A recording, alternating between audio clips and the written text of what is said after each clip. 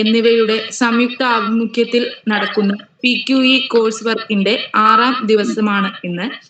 നമുക്ക് സോഴ്സ് പേഴ്സണായി ലഭിച്ചിട്ടുള്ളത് തുഞ്ചത്തെഴുത്തച്ഛൻ മലയാള സർവകലാശാലയിലെ അസിസ്റ്റന്റ് പ്രൊഫസറായ ഡോക്ടർ അശോക് ഡിക്രൂസ് മാഷിനെയാണ്. നമ്മുടെ ക്ലാസ് ആരംഭിക്കുന്നതിന് മുന്നേ സ്വാഗതം ആശംസിച്ച് സംസാരിക്കുന്നതിനായി KKTM ഗവൺമെന്റ് കോളേജിലെ അധ്യാപകനായ യാക്കോബ് മാഷിനെ ക്ഷണിക്കുന്നു.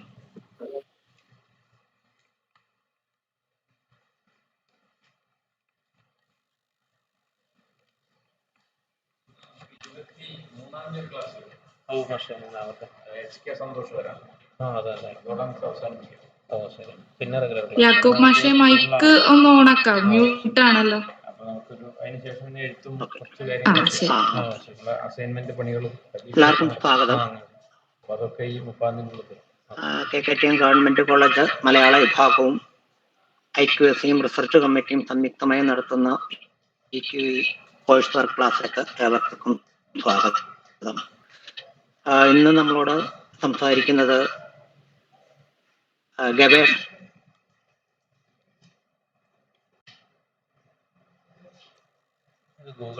നൈതികതയെക്കുറിച്ചാണ്.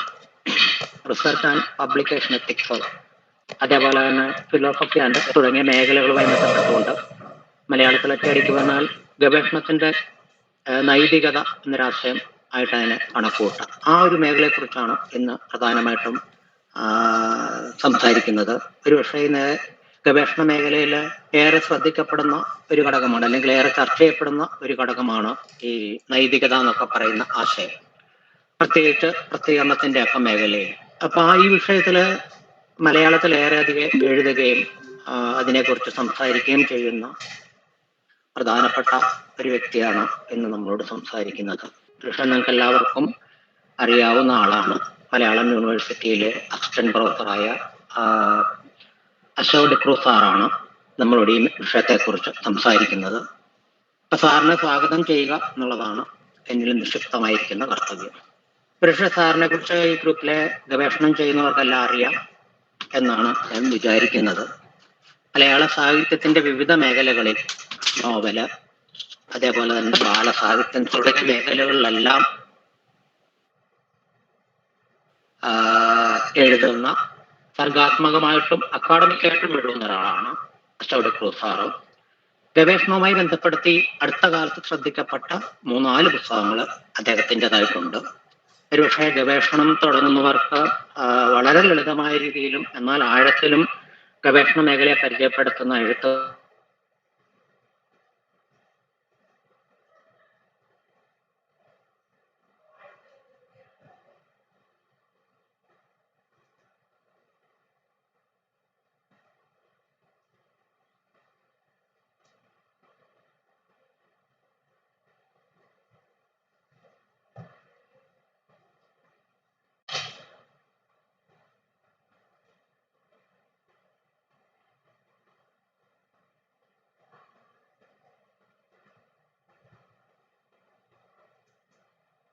ശ്രദ്ധയോടെ വായിക്കുകയും അതിലെ ആശയങ്ങൾ ഉൾക്കൊള്ളുകയും തങ്ങളുടെ ഗവേഷണ രചനയിലേക്ക് അതിലെ കൊണ്ടുവരികയും ചെയ്യേണ്ടതാണ് എന്നുള്ളതാണ് ഒരു പ്രധാനപ്പെട്ട കാര്യം. അപ്പോൾ ഇതിലെ ഗവേഷണം എന്ന് പറയുന്നൊരു പ്രക്രിയ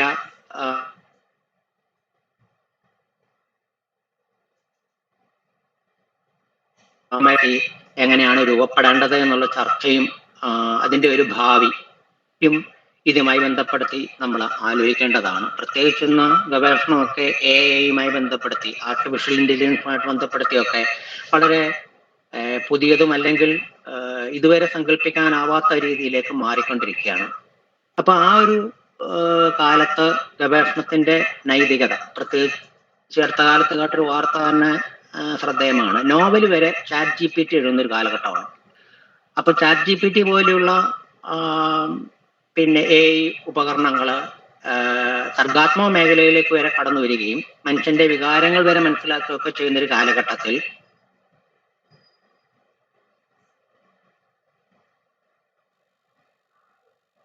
പ്ലേജറിസം പോലുള്ള ഇഷ്യൂസ് വളരെ സങ്കീർണമായി മാറുകയാണെന്നുള്ളതാണ് വസ്തുത.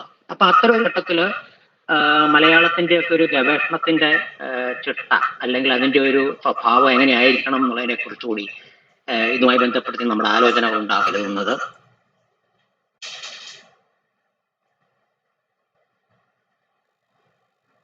അപ്പൊ അതുകൊണ്ട് തന്നെ ഈ ക്ലാസ്സിലേക്ക് അദ്ദേഹത്തെ വളരെ സ്നേഹത്തോടുകൂടി ഞാൻ ഈ കോഴ്സ് വർക്കിൽ തുടർച്ചയായി പങ്കെടുത്തുകൊണ്ടിരിക്കുന്ന എല്ലാ ഗവേഷകരും, അതേപോലെ ഇത് സംഘടിപ്പിക്കുന്ന മലയാള വിഭാഗം, മലയാള വിഭാഗത്തിന്റെ HOD ഉഷ ടീച്ചർ, അതേപോലെ തന്നെ ബഷീർ സാറ്, കോളേജിലെ റിസർച്ച് കമ്മിറ്റിയുടെ ചുമതല വഹിക്കുന്ന സീമ ടീച്ചർ, IQSയുടെ ചുമതല വഹിക്കുന്ന ലവ്ലി ടീച്ചർ, ഇവരെല്ലാം പ്രിൻസിപ്പാൾ, ഇവരെല്ലാം സ്നേഹത്തിന്റെ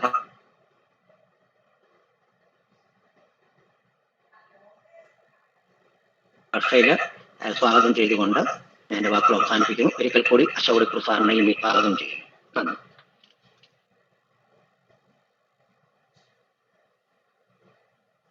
സന്തോഷം.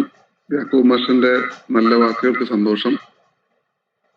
പ്രിയപ്പെട്ട ഉഷാകുമാരി ടീച്ചറാണ് ആദ്യം എന്നെ വിളിച്ചത്. പിന്നീട് ബഷീർ മാഷ് വിളിച്ചിരുന്നു. പിന്നീട് ഒരു വിദ്യാർത്ഥി വിളിച്ചിരുന്നു, പേര് ഞാൻ വിട്ടുപോയി, സഫി എന്നാണ് തോന്നുന്നു, ഗവേഷക. ഏതായാലും ഇന്ന് നിങ്ങളോട് സംസാരിക്കുമ്പോഴത്തേക്ക് സാധാരണ സംസാരിക്കുന്നതിനേക്കാൾ ഒരല്പം ആവേശം കൂടുതലാണ്. പക്ഷെ ആ ആവേശം എങ്ങനെ നിയന്ത്രിക്കാൻ കഴിയും എന്നുള്ള അതികഠിനമായ അതിതീവ്രമായ ആലോചന എന്റെ ഭാഗത്ത് നിന്ന് ഓരോ നിമിഷവും ഉണ്ടാകും. കാരണം ഈ സ്ക്രീനിൽ നോക്കാൻ വിലക്കുള്ള ഒരാളാണ് തൽക്കാലം ഞാൻ. കൃത്യമായി പറഞ്ഞാൽ കഴിഞ്ഞ 17-ാം തീയതി, കഴിഞ്ഞ 17-ഓ 18-ഓ കോഴിക്കോട് ആർട്സ് കോളേജില് ഒരു PhD കോഴ്സ് വർക്കിന്റെ ഭാഗമായിട്ട് തന്നെ അവിടുത്തെ ഹിന്ദി ഡിപ്പാർട്ട്മെന്റ് സംഘടിപ്പിച്ച ഒരു കോഴ്സ് വർക്കിന്റെ ഭാഗമായിട്ട് ഞാൻ അവിടെ ക്ലാസ് എടുത്തിരുന്നു. അവിടെ ഓപ്പൺ ആക്സസ് പബ്ലിക്കേഷനെ കുറിച്ചുള്ള ഒരു 2.5 മണിക്കൂർ ക്ലാസ് ആയിരുന്നു. അത് കഴിഞ്ഞ് നേരെ ഞാൻ പോയത് കോഴിക്കോട് തന്നെയുള്ള കോംട്രസ്റ്റ് ആശുപത്രിയുടെ കാഷ്വാലിറ്റിയിലേക്കാണ്, അത്യാഹിത വിഭാഗത്തിലേക്കാണ്. അത് അങ്ങനെ സംഭവിച്ചത് എന്താന്ന് വെച്ചാല്, അതിന് തലേ ദിവസം തന്നെ എന്റെ ഒരു കണ്ണ്, വലത് കണ്ണിന്റെ കാഴ്ച പൂർണ്ണമായിട്ട് നഷ്ടപ്പെട്ടിരുന്നു. ഇപ്പൊ അതിന്റെ ഒരു സർജറി കഴിഞ്ഞ് ഒരു സന്തോഷത്തിരിക്കുകയാണ്. സന്തോഷത്തിരിക്കുകയാണെന്ന് വെച്ചാല് കാഴ്ച തിരിച്ചു കിട്ടിയിട്ടില്ല. ഇപ്പോഴും ഒറ്റക്കണ്ണിലാണ് ഓടുന്നത്. ഒരു 2-3 മാസം കഴിയുമ്പോഴത്തേക്ക് കാഴ്ച തിരിച്ചു കിട്ടും എന്നുള്ള പ്രതീക്ഷയിലാണ്. ഞാൻ എന്തിനാണ് ഇത് ആമുഖമായിട്ട് പറഞ്ഞതെന്ന് വെച്ചാൽ ഒരൊറ്റ കാര്യം പറയാൻ വേണ്ടിയാണ്. അതായത് ഈ ക്ലാസ്സുമായിട്ട് ഞാൻ ഈ പറയുന്ന ആമുഖത്തിന് ഒരു ബന്ധവുമില്ല.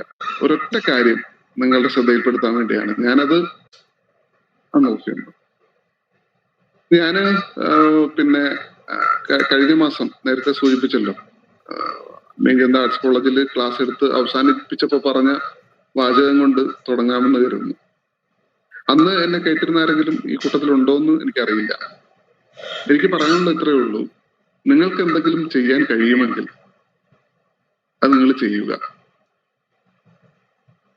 അത് നിങ്ങൾക്ക് മാത്രമേ ചെയ്യാൻ പറ്റൂ എന്നുള്ളതാണ് ഞാൻ ഈ ക്ലാസ്സിലൂടെ നിങ്ങളോട് പറയാൻ ശ്രമിക്കുന്ന ഒരുപക്ഷെ ഒരേ ഒരു കാര്യം.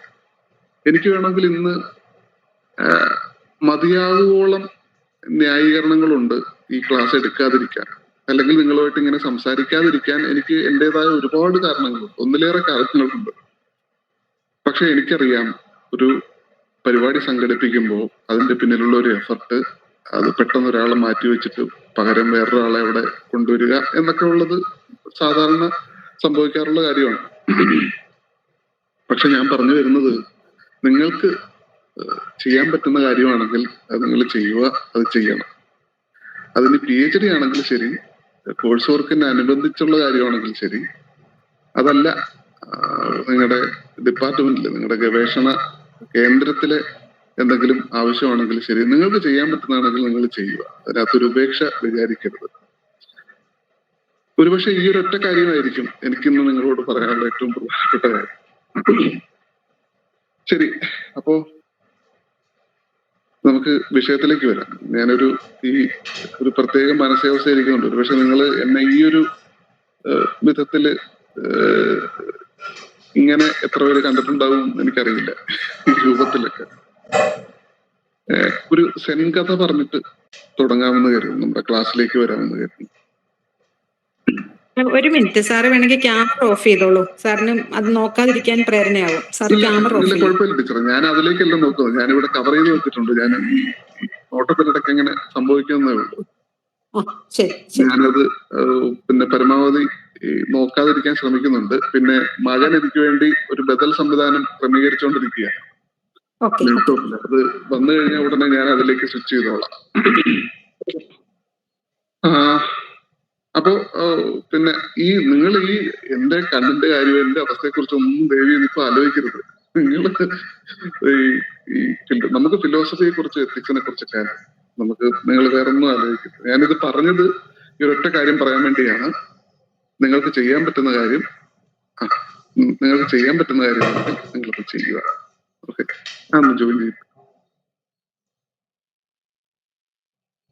ഞാൻ മറ്റൊരു ഡിവൈസിൽ നിന്ന് ജോയിൻ ചെയ്യുന്നുണ്ട് കേട്ടോ.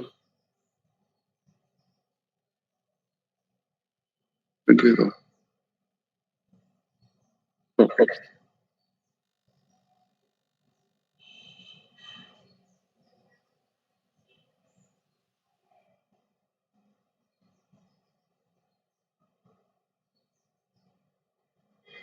മാഷെ മൈക്ക് ഓഫ് ആണ്.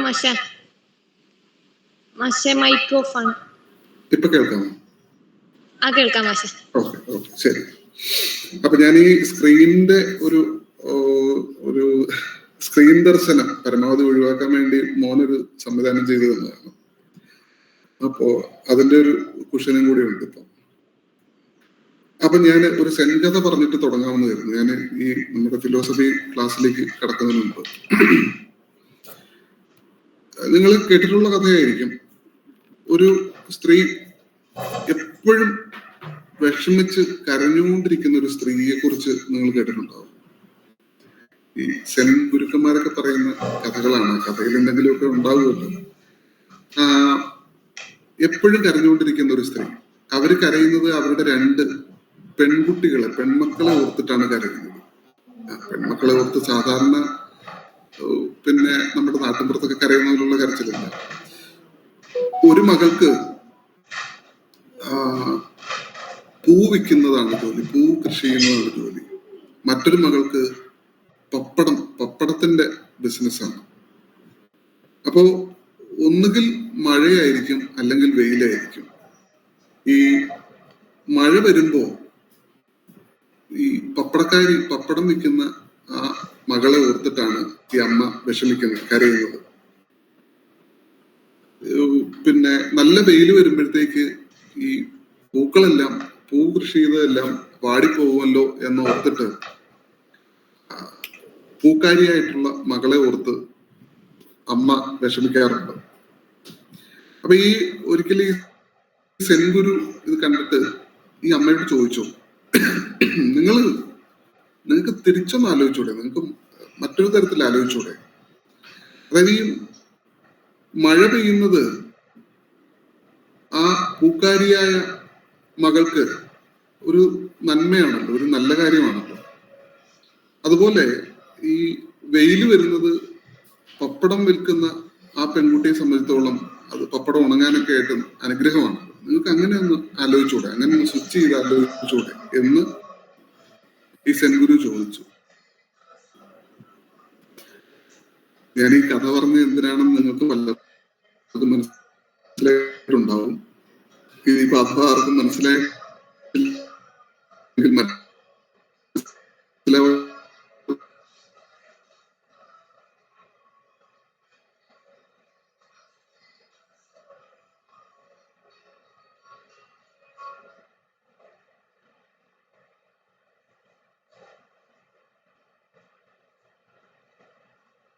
അക്ഷരങ്ങളാക്കി എടുക്കുന്ന സ്കോളേഴ്സിനെയും കണ്ടിട്ടുണ്ട്. അപ്പോ നിങ്ങൾ ഇതിനകത്ത് ഏത് കാറ്റഗറിയിലാണ് ഉൾപ്പെടുക എന്നുള്ളത് കുറച്ച്, നിങ്ങൾ ഇതിൽ ഏത് കാറ്റഗറിയിലാണ് ഉൾപ്പെടുക എന്നുള്ളത് നിങ്ങൾ പിന്നീട് ആലോചിച്ചെടുത്താൽ മതി. ഇവിടെ സംസാരിക്കാമെന്ന് കരുതിയുന്ന വിഷയം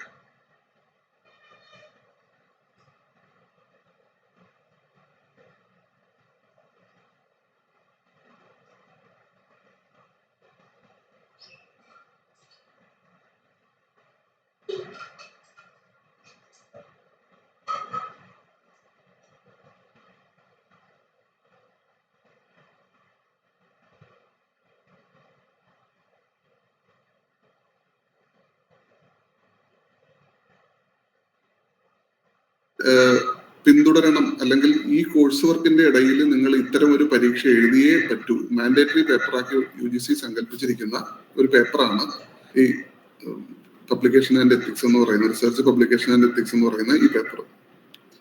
ഇതിലെ ആദ്യത്തെ യൂണിറ്റ് ആണ് ഫിലോസഫി ആൻഡ് എത്തിക്സ് എന്ന് പറയുന്നത്. വാസ്തവത്തിൽ ഈ ഫിലോസഫിയെ കുറിച്ച് നിങ്ങൾ എന്താണ് മനസ്സിലാക്കി വെച്ചേക്കെന്ന് എനിക്കറിയില്ല. കുറച്ചു പേർക്ക് ഫിലോസഫി അറിയാം, കുറച്ചു പേർക്കൊക്കെ ഫിലോസഫിയെ കുറിച്ച് ഗംഭീരമായ ജ്ഞാനം ഉണ്ടാകും. ഇതിന്റെ ഒരു ലൈറ്റർ വെർഷൻ അവതരിപ്പിക്കാമെന്നാണ് കരുതുന്നത്. ലൈറ്റർ വെർഷൻ ആകുമ്പോഴത്തേക്ക് എല്ലാവർക്കും പെട്ടെന്ന് അതിനെ ക്യാച്ച് ചെയ്യാൻ പറ്റും, അതിനെ പിടിക്കാൻ പറ്റും. എവരിബഡീസ് കപ്പ് ഓഫ് ടീ ആക്കി ഇതിനെ മാറ്റാൻ വേണ്ടിയാണ് ഞാൻ ശ്രമിക്കുന്നത്. അതുകൊണ്ട് ഫിലോസഫിയിൽ ബിരുദമോ ബിരുദാനന്തര ബിരുദമോ ഒക്കെ ചെയ്തവര് ആരെങ്കിലും ഉണ്ടെങ്കിൽ എന്നെ തല്ലാൻ വരരുത്. ഞാനിതിന്റെ ഒരു ലൈറ്റർ വെർഷൻ അവതരിപ്പിക്കുന്നു എന്ന് കരുതിയാൽ മതി. പ്രത്യേകിച്ച് നിങ്ങളുടെ കോഴ്സ് വർക്കിന് വേണ്ടി, നിങ്ങളുടെ പരീക്ഷയ്ക്ക് വേണ്ടി, അല്ലെങ്കിൽ ആ ഒരു അർത്ഥത്തിൽ, ആ ഒരു സെൻസിൽ മാത്രം നിങ്ങൾ ഇതിനെ കണ്ടാൽ മതിയാകും. ഇനി അതിന്റെ വിശാലമായ അർത്ഥത്തിലേക്ക് ചില ചിന്തകളുടെ വിത്ത് പാകിയിടാൻ കൂടി ഞാൻ ശ്രമിക്കുന്നുണ്ട്. അതായത് ഈ സാധാരണഗതിയിൽ ഫിലോസഫി എന്നൊക്കെ പറയുമ്പോഴത്തേക്ക് പെട്ടെന്ന് നമ്മുടെ മനസ്സിലേക്ക് വരുന്നത് കുറെ ഫിലോസഫർമാരുടെ പേര് വരും. പ്ലേറ്റോ, സോക്രട്ടീസ്, അങ്ങനെ കുറെ ചിന്തകന്മാരുടെ, ദാർശനികന്മാരുടെ ഒക്കെ പേര് വരും.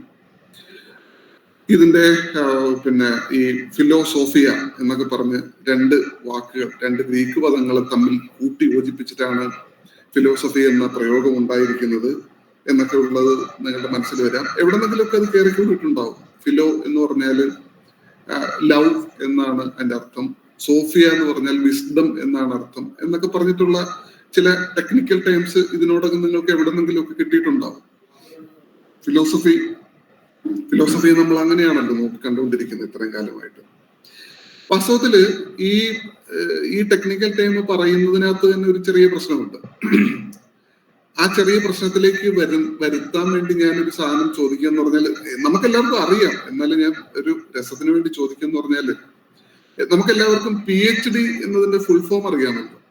PhD എന്താണ്? Doctor of philosophy. എന്നെ സഹായിക്കാനായിരിക്കും, ആരും മിണ്ടുന്നില്ല. ഡോക്ടർ ഓഫ് ഫിലോസഫി എന്നാണ്. ഡോക്ടർ ഓഫ് ഫിലോസഫി ആണ് നിങ്ങളുടെ കോഴ്സ്. അതിനകത്ത് തന്നെ ഒരു ഫിലോസഫി ഉണ്ട്. അത് ഭയങ്കര ഡേഞ്ചറാണ്, ഭയങ്കര അപകടം പിടിച്ചൊരു സംഗതിയാണ്.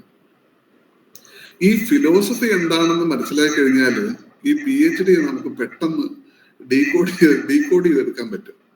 വാസ്തവത്തിൽ ഈ PhD എന്ന് പറയുന്ന ഡോക്ടർ ഓഫ് ഫിലോസഫി എന്ന് പറയുന്ന അതിലെ ഫിലോസഫി എന്താണെന്ന് ഞാൻ ഇത് പറഞ്ഞു കഴിയുമ്പോഴത്തേക്ക് നിങ്ങൾക്ക് മനസ്സിലാവും. ഈ സന്ദേശ സിനിമയില് ഒരു രസകരമായ ഒരു സീനുണ്ട്, നിങ്ങൾ ഓർക്കുന്നുണ്ടാവും. ഒരു താത്വികമായ അവലോകനം എന്ന് പറഞ്ഞിട്ടൊരു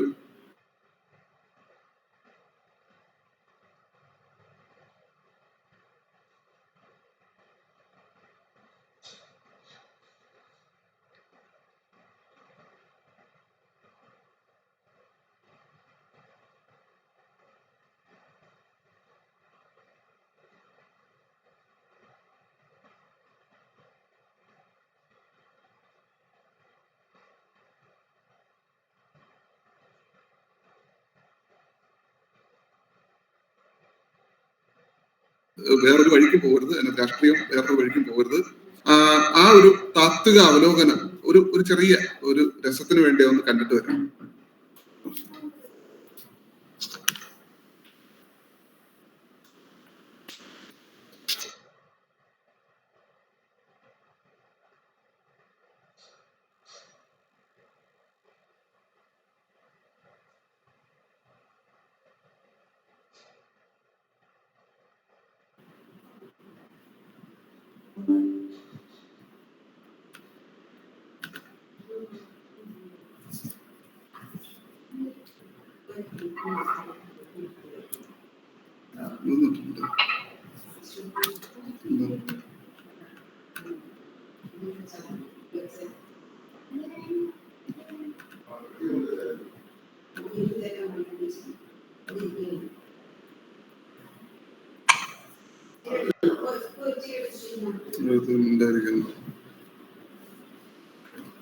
താത്വികമായ ഒരു അവലോകനമാണ് ഞാൻ ഉദ്ദേശിക്കുന്നത്.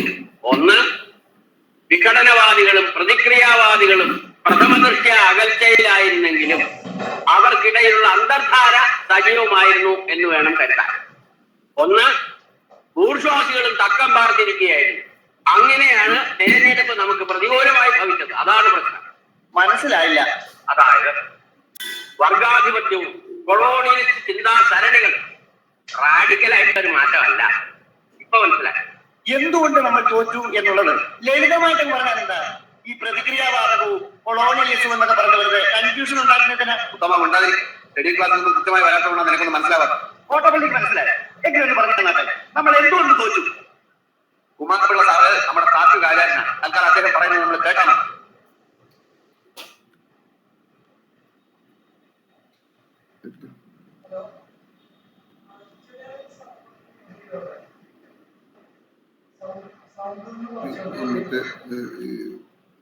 ഒരു രസത്തിന് വേണ്ടിയാണ്. ഇനി അടുത്ത ഒരു സംഗതിയും കൂടെ ഉണ്ട്, ഒരു വീഡിയോയും കൂടെ ഉണ്ട്, അതൊന്ന് കണ്ടിട്ട്.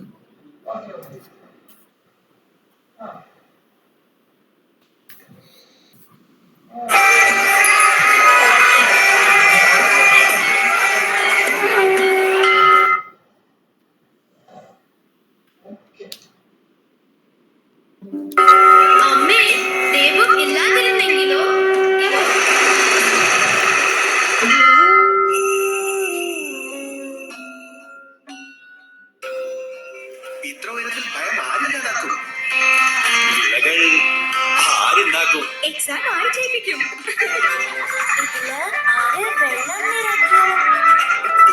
ടാക്സി വാങ്ങാൻ സാധിക്കുമായിരുന്നോ? നമ്മുടെ കുടുംബത്തെ ആര് സംരക്ഷിക്കും? എല്ലായിടത്തും നിന്ന് ആര് കാത്തുകൊള്ളും? ദൈവമുണ്ട്.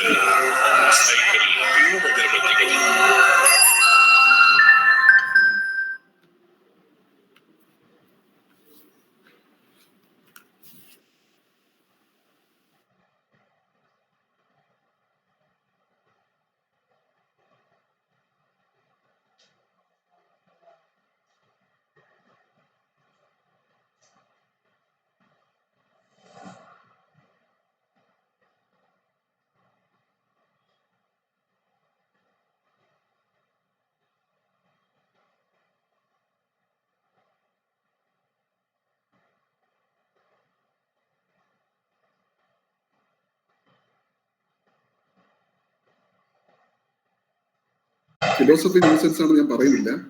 നിങ്ങൾക്ക് ഈ ഞാൻ സംസാരിച്ചുകൊണ്ടിരിക്കുമ്പോൾ അങ്ങനെ തോന്നിയാൽ അതിനകത്ത് അതിശയിക്കാനൊന്നുമില്ല. ഈ സയൻസിന് ഉത്തരം കണ്ടെത്താൻ കഴിയാത്ത, അല്ലെങ്കിൽ സയൻസിന്റെ മുകളിൽ ചിന്തിക്കുന്ന ചില ചോദ്യങ്ങൾ, ആ ചോദ്യങ്ങളുടെ ഉത്തരം തേടലാണ് വാസ്തവത്തിൽ ഫിലോസഫി എന്ന് പറയുന്നത്. അതായത് നമുക്ക് ശാസ്ത്രീയമായി തെളിയിക്കാൻ പറ്റാത്ത കുറെ കാര്യങ്ങൾ. ഇപ്പോ സൈക്കിൾ ബ്രാൻഡ് അഗർബത്തിയുടെ പരസ്യത്തിൽ പറയുന്ന പോലെ, ആ കുഞ്ഞ് പറയുന്ന പോലെ, ഇതിൽ ആര് വെള്ളം നിറയ്ക്കും? ഈ കരിക്കിനകത്ത് ആരായിരിക്കും വെള്ളം നിറച്ചിട്ടുണ്ടാവുക?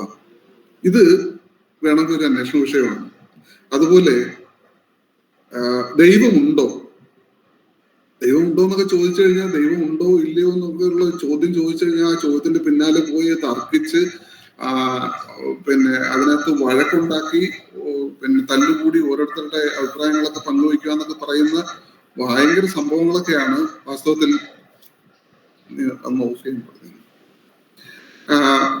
അത്തരത്തിലുള്ള കുറെ കാര്യങ്ങളൊക്കെയാണ് ഫിലോസഫിയുടെ ഒരു അടിസ്ഥാന സ്വഭാവം എന്ന് പറയുന്നത്.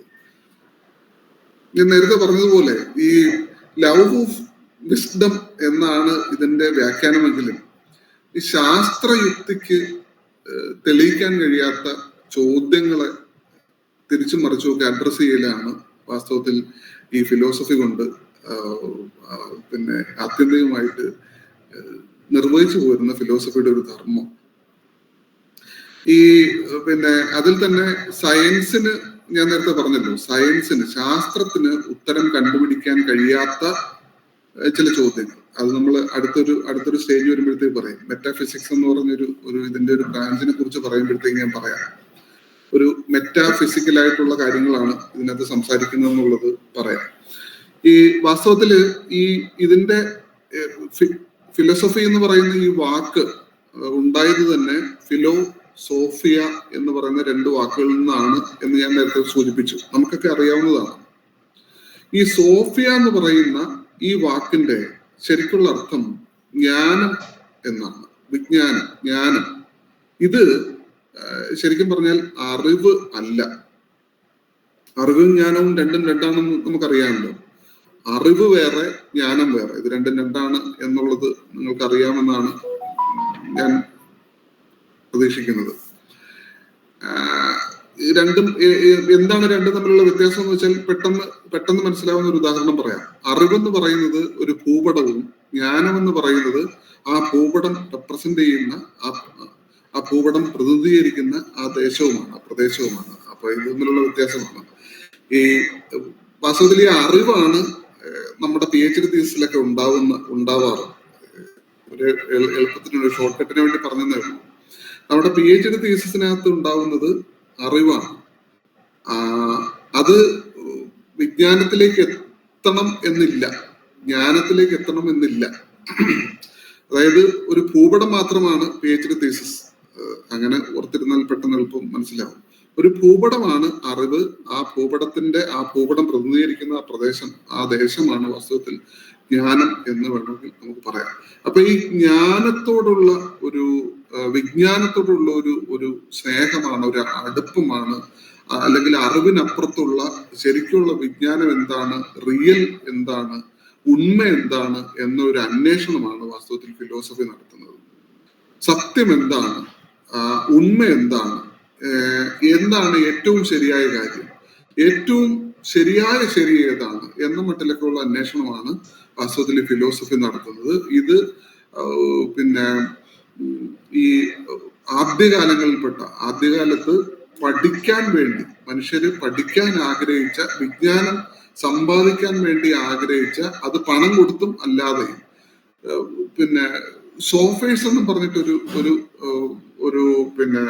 ഒരു പ്രൊഫഷൻ തന്നെ ഗ്രീസിലൊക്കെ ഉണ്ടായിരുന്നു. അതായത് ഈ പണം കൊടുത്താൽ അവരുടെ കയ്യിലുള്ള വിജ്ഞാനം പകർന്നു വരുന്ന തരത്തിലുള്ള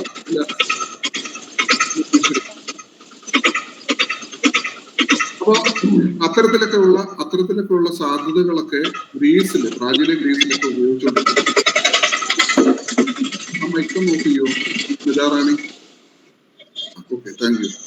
അപ്പൊ ഈ വിസ്ഡത്തിനെ കുറിച്ചുള്ള അന്വേഷണം, അതായത് നേരത്തെ പറഞ്ഞതുപോലെ ദൈവമുണ്ടോ എന്നൊക്കെ പറഞ്ഞുള്ള ചോദ്യമൊക്കെ ചോദിക്കുന്നത് ഫിലോസഫിയുടെ ഭാഗമായിട്ടൊക്കെ അത്തരം ചോദ്യങ്ങളൊക്കെ ഉയർന്നു വന്നിട്ടുണ്ട്. തിയോളജിയുടെ ഭാഗമായിട്ടാണ്. തിയോളജി തീർച്ചയായിട്ടും നമുക്കറിയാം എപ്പിസ്റ്റമോളജിയുടെ ഒരു ഭാഗമായിട്ടുള്ള തിയോളജി, ലോജിക്ക്, ഇതിന്റെ ഭാഗമായിട്ടൊക്കെയാണ് ഇത്തരം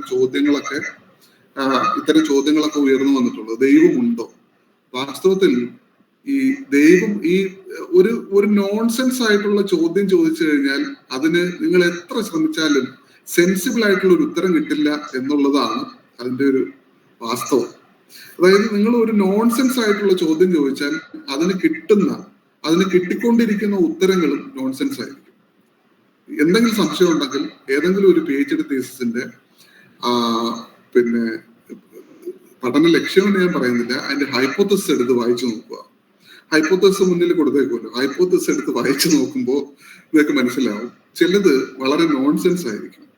ഈ നോൺസെൻസ് ആയിട്ടുള്ള ഹൈപ്പോത്തസിസുകളുടെ പിന്നാലെ അന്വേഷണ കുതുകികളായിട്ട് ഇങ്ങനെ PhD സ്കോളേഴ്സ് അലയുമ്പോഴാണ് നോൺസെൻസ് ആയിട്ടുള്ള തന്നെ ഉത്തരങ്ങളിലേക്ക് എത്താനുള്ള ഡേറ്റകൾ കിട്ടുന്നത്. അത് ഭയങ്കര രസമാണ്. അത് PhD ചെയ്തു തുടങ്ങുമ്പോൾ അതൊക്കെ മനസ്സിലാവും. PhD ചെയ്തു തുടങ്ങുക.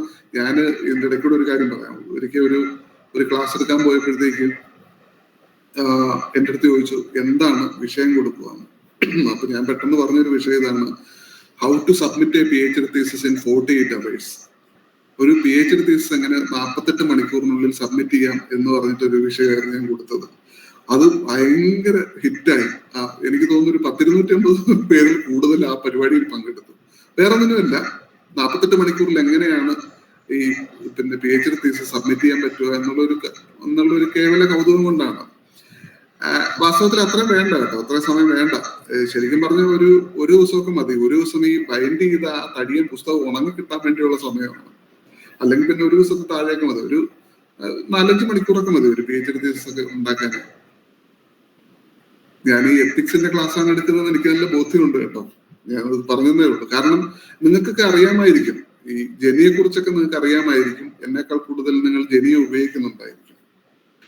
ശരി, ജനി അവിടെ നിൽക്കട്ടെ, ജനിയെ കുറിച്ച് ഞാൻ പിന്നീട് പറയാം. ഇപ്പൊ ഈ ഫിലോസഫി എന്ന് പറയുന്നത് ഒരു ഇന്നത്തെ കാലത്ത് വളരെ കുഴപ്പം പിടിച്ച ഒരു പ്രയോഗമാണ്. ഒരു കുഴപ്പം പിടിച്ച ഒരു ഏരിയയിലേക്ക് നമ്മളെ നയിച്ചു കൊണ്ടുപോകാൻ സാധ്യതയുള്ള ഒരു സംഗതിയാണ്. ഞാൻ നേരത്തെ പറഞ്ഞല്ലോ, ആമുഖമായിട്ട് ഞാൻ പറഞ്ഞു, ഇത് അത്ര തകരാറ് പിടിച്ച ഒരു മേഖലയല്ല. പക്ഷെ നമ്മൾ ചോദിക്കുന്ന ചോദ്യം, നമ്മൾ ഈ ഫിലോസഫി എന്ന് പറയുന്ന ഈ ഡൊമൈനോട് നമ്മൾ ചോദിക്കുന്ന ചോദ്യം നോൺസെൻസ് ആണെന്നുണ്ടെങ്കിൽ തീർച്ചയായിട്ടും നോൺസെൻസ് ആയിട്ടുള്ള ഉത്തരങ്ങളെ നിങ്ങൾക്ക് കിട്ടൂ. കാരണം അങ്ങനെ ഒരു സ്വാഭാവിക ഹാബിറ്റാറ്റിലാണ് ഫിലോസഫി സെറ്റ് ചെയ്ത് വെച്ചിരിക്കുന്നത്. അതാണ് മനസ്സിലാക്കേണ്ടത്. അതുകൊണ്ടാണ് ഞാൻ ആദ്യം പറഞ്ഞത് ഫിലോസഫിയിൽ BA MA കഴിഞ്ഞവരൊന്നും എന്നെ തല്ലാൻ പറ്റരുതെന്ന് പറഞ്ഞതുകൊണ്ടാണ്. ശരിക്കും പറഞ്ഞാല് നിങ്ങൾ നോക്കൂ, നിങ്ങൾ ആലോചിച്ച് നോക്കൂ, തിയോളജി ഫിലോസഫിയുടെ ഒരു ഭാഗമാണ്. തിയോളജി എന്ന് പറഞ്ഞ ദൈവശാസ്ത്രമാണ്. അത് ഈ പള്ളിയിലെ അച്ഛന്മാരും അങ്ങനത്തെ ആൾക്കാരൊക്കെയാണ് അതിനകത്ത് സ്പെഷ്യലൈസ് ചെയ്യുന്നത്. അവരുടെ പ്രധാനപ്പെട്ട ആർഗ്യുമെന്റ് തന്നെ ദൈവം സംസാരിക്കുന്നതിനെയാണ് അവർ ലോഗോസ് എന്ന് പറയുന്നത്. ശരിക്കും പറഞ്ഞാൽ ഗ്രീക്ക് അർത്ഥമനുസരിച്ച് അതിനെ സ്റ്റഡി അല്ലെങ്കിൽ അതിനെ അറിവ് എന്നൊക്കെയാണ് ലോഗോസിന്റെ അർത്ഥം. പക്ഷെ ഈ തിയോളജി ദൈവത്തിന്റെ വചനമാണ് എന്നൊക്കെ പറഞ്ഞിട്ടുള്ള കുറെ ഡോക്ട്രിൻസ്, കുറെ പ്രിൻസിപ്പിൾസ്, കുറെ താത്വികമായിട്ടുള്ള അവലോകനം പല താത്വിക ആചാര്യന്മാരിൽ നിന്ന് നമുക്ക് ലഭിച്ചിട്ടുണ്ട്. അപ്പൊ ഞാൻ പറഞ്ഞു വരുന്നത്, ഇത്തരത്തിൽ താത്വികമായ അവലോകനം നടത്താൻ, അതിനുവേണ്ടിയാണ് ഞാൻ ആ ക്ലിപ്പ് നേരത്തെ കാണിച്ചത്. ഇത്തരത്തിൽ താത്വികമായ അവലോകനം നടത്താൻ ആരെയും യാതൊരു മടിയും കൂടാതെ പ്രചോദിപ്പിക്കുന്ന ഒരു ഏരിയയാണ്, ഒരു പഠന മേഖലയാണ് ഫിലോസഫി എന്ന് പറയുന്നത്. ഇത് ഫിലോസഫിയെ കുറച്ച് കാണാൻ വേണ്ടി പറഞ്ഞതല്ല കേട്ടോ. പക്ഷേ ഞാൻ ആവർത്തിക്കുന്ന കാര്യം ഇത്രയേ ഉള്ളൂ. ഫിലോസഫി എന്ന് പറയുന്ന ആ ഡൊമൈനോട്, ആ വിജ്ഞാന ശാഖയോട് ഒരു സെൻസിബിൾ ആയിട്ടുള്ള കാര്യമാണ് ചോദിക്കുന്നതെങ്കിൽ അതിന് സെൻസിബിൾ ആയിട്ടുള്ള മറുപടി കിട്ടും. നോൺസെൻസ് ആണ് നിങ്ങൾ ചോദിക്കുന്നതെങ്കിൽ ആ അന്വേഷണം നോൺസെൻസ് ആയിട്ട് തന്നെ അത് എത്രയും മുന്നോട്ട് പോകാനുള്ള സാധ്യതയുണ്ട്. ഈ ഒരൊറ്റ കാര്യമാണ് നിങ്ങളുടെ PhD എന്നതിന്റെ ഫുൾ ഫോമിലും പൂർണ്ണ രൂപത്തിലും നിങ്ങൾ മനസ്സിലാക്കേണ്ടത്. ഡോക്ടർ ഓഫ് ഫിലോസഫിയിലെ ആ ഫിലോസഫി നിങ്ങൾക്ക് PhD ആയിട്ട് കിട്ടുമ്പോൾ നിങ്ങളുടെ ഗവേഷണ വിഷയം മാധവിക്കുട്ടിയുടെ കഥകളിലെ മാ എന്നോ കുമാരനാശാന്റെ കവിതകളിലെ കു എന്നോ ആണെന്നുണ്ടെങ്കിൽ അത് എങ്ങനത്തെ ഫിലോസഫിയാണ് എന്ന കാര്യം ഞാൻ പറയേണ്ടതില്ലല്ലോ. ഞാൻ തമാശയ്ക്ക് പറഞ്ഞതാണ്, എന്നാലും അതിന് വേണ്ടത്ര ഗൗരവത്തിൽ വേണമെങ്കിൽ സ്വീകരിക്കാമെന്നാണ്. കുമാരനാശാന്റെ കവിതകളിൽ എത്ര കൂ ഉണ്ട് എന്ന് എണ്ണിപ്പറക്കി കൊടുത്താൽ ചിലപ്പോൾ ഒരുപക്ഷെ PhD കിട്ടിയെന്നിരിക്കും. മാധവിക്കുട്ടിയുടെ കഥകളിൽ എത്ര മായുണ്ട് എന്നൊക്കെ എണ്ണിപ്പറക്കി കൊടുത്താൽ ചിലപ്പോൾ PhD കിട്ടിയെന്നിരിക്കും. അപ്പൊ ആ ഒരു സെൻസിൽ അതിനെ എടുത്താൽ മതി. ഞാൻ അതിനെ അത്തരത്തിലുള്ള ചില മോശം PhD thesis വായിച്ചതിന്റെ അനുഭവത്തിൽ പറഞ്ഞതേ ഉള്ളൂ. ഇത് വെച്ചിട്ട് ഇനിയിപ്പം കുമാരനാശാന്റെ കവിതകളിലെ അന്വേഷണ വിഷയമാണല്ലോ എന്ന് കരുതി ആരും പുറപ്പെട്ടു പോകണ്ട. ഞാൻ പറഞ്ഞു വരുന്നത്, നിങ്ങൾ ആ ഫിലോസഫി എന്ന കീ ടേമിനെ സെൻസിബിൾ ആയിട്ടാണ് ഉപയോഗിക്കുന്നതെങ്കിൽ നിങ്ങൾക്ക് സെൻസിബിൾ ആയി മുന്നോട്ട് പോകാം. അതേസമയം നിങ്ങൾ അതിനെ നോൺസെൻസ് ആയിട്ടാണ് ഉപയോഗിക്കുന്നതെങ്കിൽ അതിനെ നോൺസെൻസ് ആയിട്ട് തന്നെ മുന്നോട്ട് പോകാം. ഈ രണ്ട് സാധ്യതയുണ്ട്. ഈ രണ്ട് സാധ്യത ഉള്ളത് കൊണ്ട് തന്നെ ഫിലോസഫി നിങ്ങൾക്ക് രണ്ട് തരത്തിലും സമീപിക്കാവുന്നതാണ്. ഫിലോസഫിക്ക് 3 പ്രധാനപ്പെട്ട ഏരിയകളാണ്, 3 പ്രധാനപ്പെട്ട വഴികളാണുള്ളത്. ആ വഴികളെയാണ് പരിചയപ്പെടുത്തുന്നത്. 1 മെറ്റാഫിസിക്സ്, 2 എപ്പിസ്റ്റമോളജി, 3 ആക്സിയോളജി. ഈ 3 പ്രധാനപ്പെട്ട മാർഗങ്ങളാണ്, 3 പ്രധാനപ്പെട്ട ഏരിയകളാണ് ഫിലോസഫിക്കുള്ളത്. അതെന്താണെന്ന് പറയാം. അതിൽ നിന്ന് നമ്മൾ അവസാനം എത്തിച്ചേരുന്നത് എത്തിക്സിലായിരിക്കും സ്വാഭാവികമായിട്ടും. ആ ഒരു വഴിയാണ് ഞാൻ ഇന്നത്തെ ക്ലാസ്സിന് തിരഞ്ഞെടുത്തിരിക്കുന്നത്. ഒന്നാമത് ഞാൻ പറഞ്ഞു മെറ്റാഫിസിക്സ്. മെറ്റാഫിസിക്സ് എന്ന് പറഞ്ഞാൽ അതിഭൗതിക ശാസ്ത്രമെന്നോ അതീത ഭൗതിക ശാസ്ത്രമെന്നോ ഒക്കെ വേണമെങ്കിൽ നമുക്കിതിനെ പരിഭാഷപ്പെടുത്താവുന്നതാണ്. അതിഭൗതിക ശാസ്ത്രം, അതീത ഭൗതിക ശാസ്ത്രം എന്നൊക്കെ നമുക്ക് വായിക്കാം. ഇപ്പൊ നമുക്ക് ഈ മെറ്റ എന്ന് പറയുന്ന ആ പദം, ആ പ്രയോഗം നമുക്ക് അത്ര അന്യമൊന്നുമല്ല. കാരണം നമ്മൾ മെറ്റാ ക്രിറ്റിസിസത്തെ കുറിച്ച് നമ്മൾ കേട്ടിട്ടുണ്ട്. ക്രിറ്റിസിസത്തിന്റെ വിമർശനമാണ്, അല്ലെങ്കിൽ വായനയുടെ അതിവായനയാണ് മെറ്റാ വായന. ആ അർത്ഥത്തിൽ നമുക്ക് ഇതിനെ അതീതമായി, ഇതിന്റെ മുകളിലുള്ള ഒരു വായനയാണ് മെറ്റ എന്നുള്ള വാക്കുകൊണ്ട് നമ്മൾ ഉദ്ദേശിക്കുന്നത്. ഇപ്പൊ നമുക്കത് മെറ്റ എന്നുള്ള പ്രയോഗം തന്നെ സുപരിചിതമാണ്. എന്നോ അതീതമെന്നോ ഒക്കെ നമുക്ക് വേണമെങ്കിൽ ഉപയോഗിക്കാം. ആ അർത്ഥം നിങ്ങളുടെ മനസ്സിൽ ഉറപ്പിച്ചാൽ മതി. അതീതമായിട്ടുള്ള, അതിന്റെ മുകളിലുള്ള ഒരു വായന എന്നുള്ള ഒരു അർത്ഥം മാത്രം ഉറപ്പിച്ചാൽ മതി. ഇത് ഈ മെറ്റാഫിസിക്സ് എന്ന് പറയുന്നത്, ഞാൻ പറഞ്ഞു മെറ്റാഫിസിക്സ് എന്ന് പറയുന്നത് ഫിലോസഫിയുടെ ഒരു ഭാഗമാണ്, ഒരു ഏരിയയാണ്, ഒരു പാതയാണ്. ഇത് പിന്നെ ഒരു നേച്ചർ ഓഫ് റിയാലിറ്റി, യാഥാസ്ഥിതികതയുടെ സ്വഭാവം, അല്ലെങ്കിൽ സ്പേസ് എന്താണ്, ഒറിജിൻ ഓഫ് യൂണിവേഴ്സ്, ഈ ലോകം എങ്ങനെ ഉണ്ടായി, മനുഷ്യന്റെ ജീവിതം എന്താണ് അതുകൊണ്ട് അർത്ഥമാക്കുന്നത് എന്നൊക്കെ പറഞ്ഞിട്ടുള്ള ചോദ്യങ്ങൾക്കുള്ള ഉത്തരം കണ്ടെത്തലാണ് വാസ്തവത്തിൽ ഈ മെറ്റാഫിസിക്സ് കൊണ്ട് ഉദ്ദേശിക്കുന്നത്. ഇപ്പോ മനുഷ്യന്റെ ജീവിതം കൊണ്ട് എന്താണ് പ്രയോജനം എന്ന് ഒരു ചോദ്യം മുന്നോട്ട് വെച്ചാൽ ആ ചോദ്യം സെൻസിബിൾ ആണോ എന്ന് നമുക്ക് ആലോചിക്കാവുന്നതേ ഉള്ളൂ. ഇപ്പോഴത്തെ ഒരു മെറ്റാ റീഡിങ് അനുസരിച്ച് നമുക്കൊന്ന് വായിച്ചു നോക്കിയാൽ നമുക്കത് മനസ്സിലാവും. പർപ്പസ് ഓഫ് ഹ്യൂമൻ ലൈഫ്, ഈ മനുഷ്യ ജീവിതം കൊണ്ട് എന്താണ് അർത്ഥമാക്കുന്നത്, എന്തിനാണ് മനുഷ്യജീവൻ, മനുഷ്യന്റെ ജീവിതം എന്ന് പറയുന്നത് എന്താണ് എന്നൊക്കെ എങ്ങനെ ചോദ്യം ചോദിച്ചു കഴിഞ്ഞാൽ കുടുങ്ങിയത് തന്നെ. ഇതിനൊരു ഉത്തരമില്ല. സ്പെസിഫിക് ആയിട്ട് നമുക്ക് എത്തിച്ചേരാൻ പറ്റുന്ന ഒരു ഇടമില്ല. ഞാൻ പറയുന്നത് എന്നെ ഫോളോ ചെയ്യാൻ പറ്റുന്നുണ്ടെന്ന് തോന്നുന്നു. ഇപ്പൊ നമുക്ക് ഒറിജിൻ ഓഫ് യൂണിവേഴ്സ് കുറെ കാലമായിട്ട് ഫിലോസഫി അന്വേഷിച്ചുകൊണ്ടിരുന്നതാണ്. പക്ഷെ സയൻസ് ഏറെക്കുറെ ആധികാരികമായിട്ട് തന്നെ ഒറിജിൻ ഓഫ് യൂണിവേഴ്സിനെ കുറിച്ച് പറഞ്ഞതോടുകൂടി അത് ഒരു മെറ്റാഫിസിക്കൽ എലിമെന്റ് അല്ലാതായി മാറിയിരിക്കുകയാണ്. പക്ഷെ ഇപ്പോഴും ചില ഏരിയയിലൊക്കെ തർക്കം നടക്കുന്നുണ്ട് ഒറിജിൻ ഓഫ് യൂണിവേഴ്സിനെ കുറിച്ച്. പക്ഷേ പർപ്പസ് ഓഫ് ഹ്യൂമൻ ലൈഫ് എന്ന് പറയുന്ന ഒരു ഏരിയയിൽ നിങ്ങൾക്ക് ഉത്തരം കിട്ടാൻ പോകുന്നില്ല. അപ്പൊ അത് നോൺസെൻസ് ചോദ്യമാണോ എന്ന് ചോദിച്ചാൽ ഞാൻ നോൺസെൻസ് ചോദ്യമാണെന്നേ പറയത്തുള്ളൂ. കാരണം മനുഷ്യജീവിതത്തിന്റെ പർപ്പസ് എന്താണെന്ന് പിന്നെ നമുക്കങ്ങനെ സയന്റിഫിക് ആയിട്ടോ അല്ലെങ്കിൽ മെറ്റാഫിസിക്കലായിട്ടോ നമുക്ക് തെളിയിക്കാൻ പറ്റുമെന്ന് എനിക്ക് യാതൊരു പ്രതീക്ഷയുമില്ല. ഇന്നസെന്റ് ഒരു സിനിമയിൽ ഗോഡ് ഫാദറിലാണെന്നാണ് എന്റെ ഓർമ്മ, ജഗദീഷിനോട് ചോദിക്കുന്നു എന്തിനാ നീ പഠിക്കുന്നതെന്ന് ചോദിക്കുമ്പോ ഞാൻ ലോ കോളേജിൽ ലോയ്ക്ക് പഠിക്കുകയാണെന്ന് പറയുമ്പോ അതല്ല നീ എന്തിനാ പഠിക്കുന്നതെന്ന് പിന്നെ മറിച്ച് ചോദിക്കുന്നത് പോലെ ഒരു കാര്യമാണ്. നീ എന്തിനാ ജീവിക്കുന്നത്, ഈ ജീവിതം കൊണ്ട് എന്താ കാര്യം എന്ന് പല അവസരങ്ങളിലും നമ്മൾ നമ്മളോട് തന്നെ ചോദിച്ചു കഴിഞ്ഞാൽ തീരുന്ന പ്രശ്നമേ ഉള്ളൂ. ആ ചോദ്യത്തിന്റെ സെൻസിബിലിറ്റി മനസ്സിലാകണമെന്നുണ്ടെങ്കിൽ നമ്മൾ നമ്മളോട് തന്നെ ചോദിച്ചാൽ മതി. നമ്മൾ 10ാമത്തെ വയസ്സിൽ നീ എന്തിനാ ജീവിക്കുന്നത് എന്ന് ചോദിക്കുന്നതും 10ാം ക്ലാസ് പഠിക്കുമ്പോൾ നീ എന്തിനാ ജീവിക്കുന്നതെന്ന് ചോദിക്കുന്നതും കല്യാണത്തിന്റെ തലേന്ന് നീ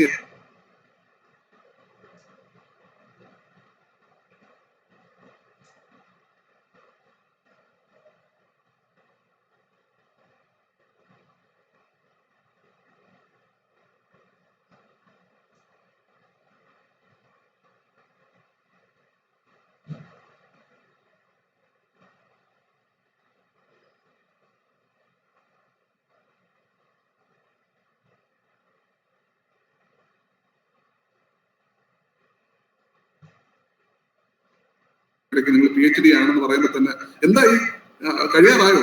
വാസ്തവത്തിൽ ഈ PhD-ക്കാരെ ഏറ്റവും കൂടുതൽ നോവിക്കാൻ, ഉപദ്രവിക്കാൻ പറ്റിയ ഒരു ചോദ്യമാണ് എന്തായി എന്ന ചോദ്യം.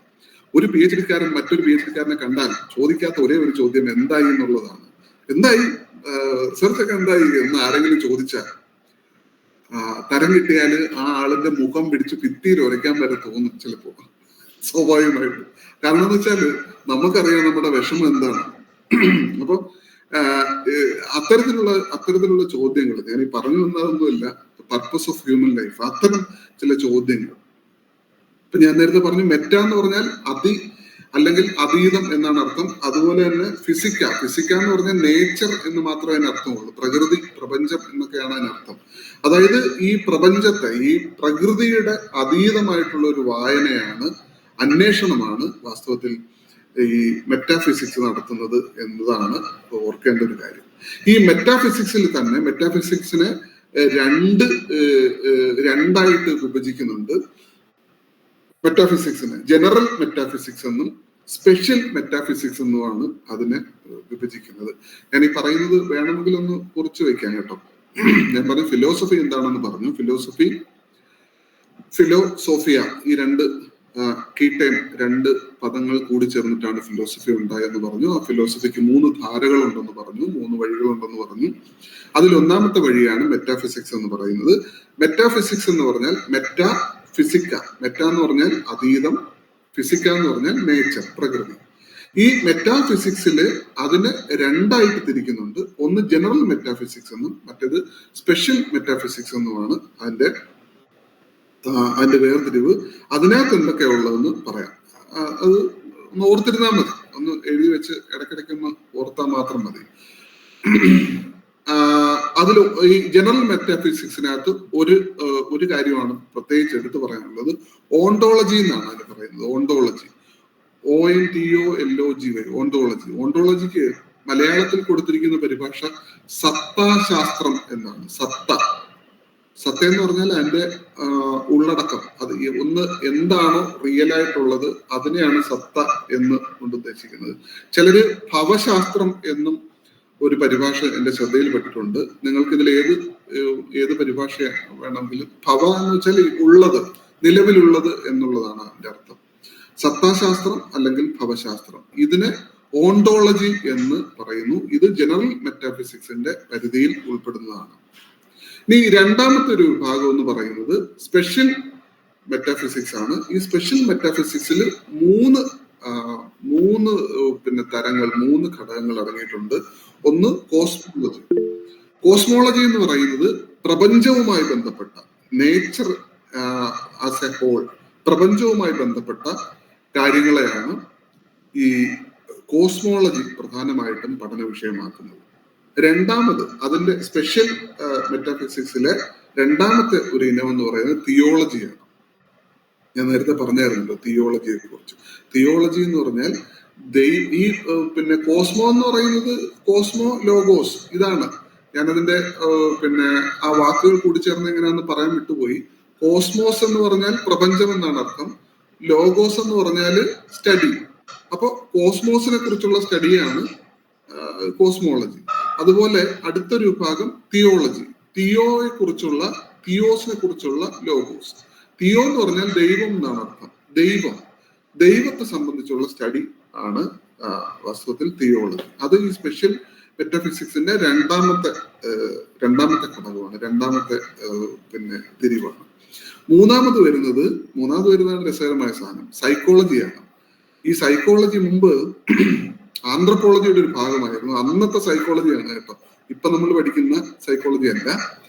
ആന്ത്രപ്പോളജിയുടെ ഭാഗമായിട്ട് സൈക്കോളജി ഉണ്ടായിരുന്ന കാലത്തെ സൈക്കോളജിയെ കുറിച്ചാണ് ഇവിടെ പറഞ്ഞിരിക്കുന്നത്. സൈക്കോ എന്ന് പറഞ്ഞാൽ മനസ്സിനെ സംബന്ധിച്ചുള്ള പഠനം എന്ന അർത്ഥം.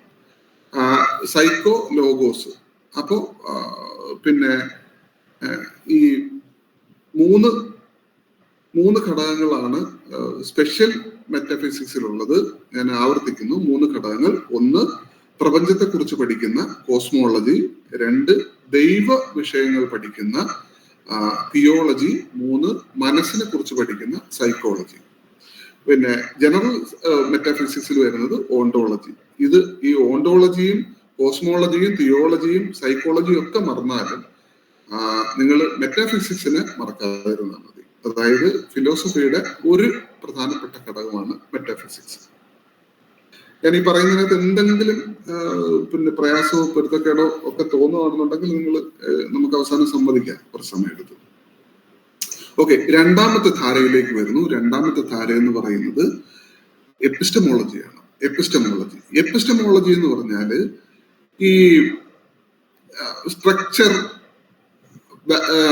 നോളജിന്റെ വാലിഡിറ്റി, ഇതൊക്കെയാണ്. എപ്പിസ്റ്റം എന്ന് പറഞ്ഞാൽ തന്നെ നോളജ് എന്നാണ് അതിന്റെ അർത്ഥം. എപ്പിസ്റ്റം എന്ന് പറഞ്ഞാൽ എപ്പിസ്റ്റമി എന്നാണ് കൃത്യമായിട്ടുള്ള പ്രയോഗം. എപ്പിസ്റ്റമി എന്ന് പറഞ്ഞാൽ നോളജ്, സാമാന്യമായ അറിവ്. ഈ സാമാന്യമായ അറിവിന്റെ സ്വഭാവം, അറിവിന്റെ വ്യവസ്ഥ, അറിവിനെ എങ്ങനെയാണ് വ്യവസ്ഥപ്പെടുത്തിയിരിക്കുന്നത്, അതിന്റെ സ്ട്രക്ചർ എന്താണ്, അതിനെക്കുറിച്ചൊക്കെ ഉള്ള പഠനമാണ് എപ്പിസ്റ്റമോളജി എന്ന് പറയുന്നത്. എപ്പിസ്റ്റമോളജിക്ക് ഉള്ളിലുള്ള ഏറ്റവും പ്രധാനപ്പെട്ട ഒരു സംഗതി എന്ന് പറയുന്നത് ലോജിക്ക്. ലോജിക്ക് എന്ന് പറഞ്ഞാൽ നമുക്കറിയാം യുക്തിശാസ്ത്രം അല്ലെങ്കിൽ തർക്കശാസ്ത്രം എന്നൊക്കെ പറയുന്ന യുക്തിസഹമായി തർക്കിച്ച് മുന്നേറുന്ന ഒരു വിഭാഗമാണ് എപ്പിസ്റ്റമോളജിയുടെ ഭാഗമായി വരുന്ന ലോജിക്ക് എന്ന് പറയുന്നത്. ലോജിക്ക് അതും ഈ യുക്തിചിന്തയുമായി ബന്ധപ്പെട്ട് വരുന്നതാണ്. വാസ്തവത്തിൽ ഈ ഫിലോസഫി എന്ന് പറയുമ്പോൾ തന്നെ മിക്കവാറും സാധാരണക്കാരുടെയൊക്കെ മനസ്സിൽ വരുന്നത് ഒരു ഫിലോസഫർ ഒരു യുക്തിസഹമായി ചിന്തിക്കുന്ന അല്ലെങ്കിൽ ഒരു മിനിമൽ ലൈഫിനെ കുറിച്ച് ആലോചിക്കുന്ന മനുഷ്യരെ കുറിച്ചിട്ടൊക്കെയാണ്. പക്ഷെ അത് ഈ എപ്പിസ്റ്റമോളജിയുമായി ബന്ധപ്പെട്ടിട്ടാണ് അങ്ങനെ ഒരു കൺസെപ്റ്റ് രൂപപ്പെട്ടത്, അങ്ങനെ ഒരു ആശയം രൂപപ്പെട്ടത് തന്നെ എപ്പിസ്റ്റമോളജിയുമായിട്ട് ബന്ധപ്പെട്ടിട്ടാണ്. അപ്പൊ ഈ രണ്ടാമത്തെ കാര്യം ഞാൻ പറഞ്ഞു എപ്പിസ്റ്റമോളജി. ആദ്യം ഞാൻ പറഞ്ഞു മെറ്റാഫിസിക്സ്, രണ്ടാമത്തത് എപ്പിസ്റ്റമോളജി.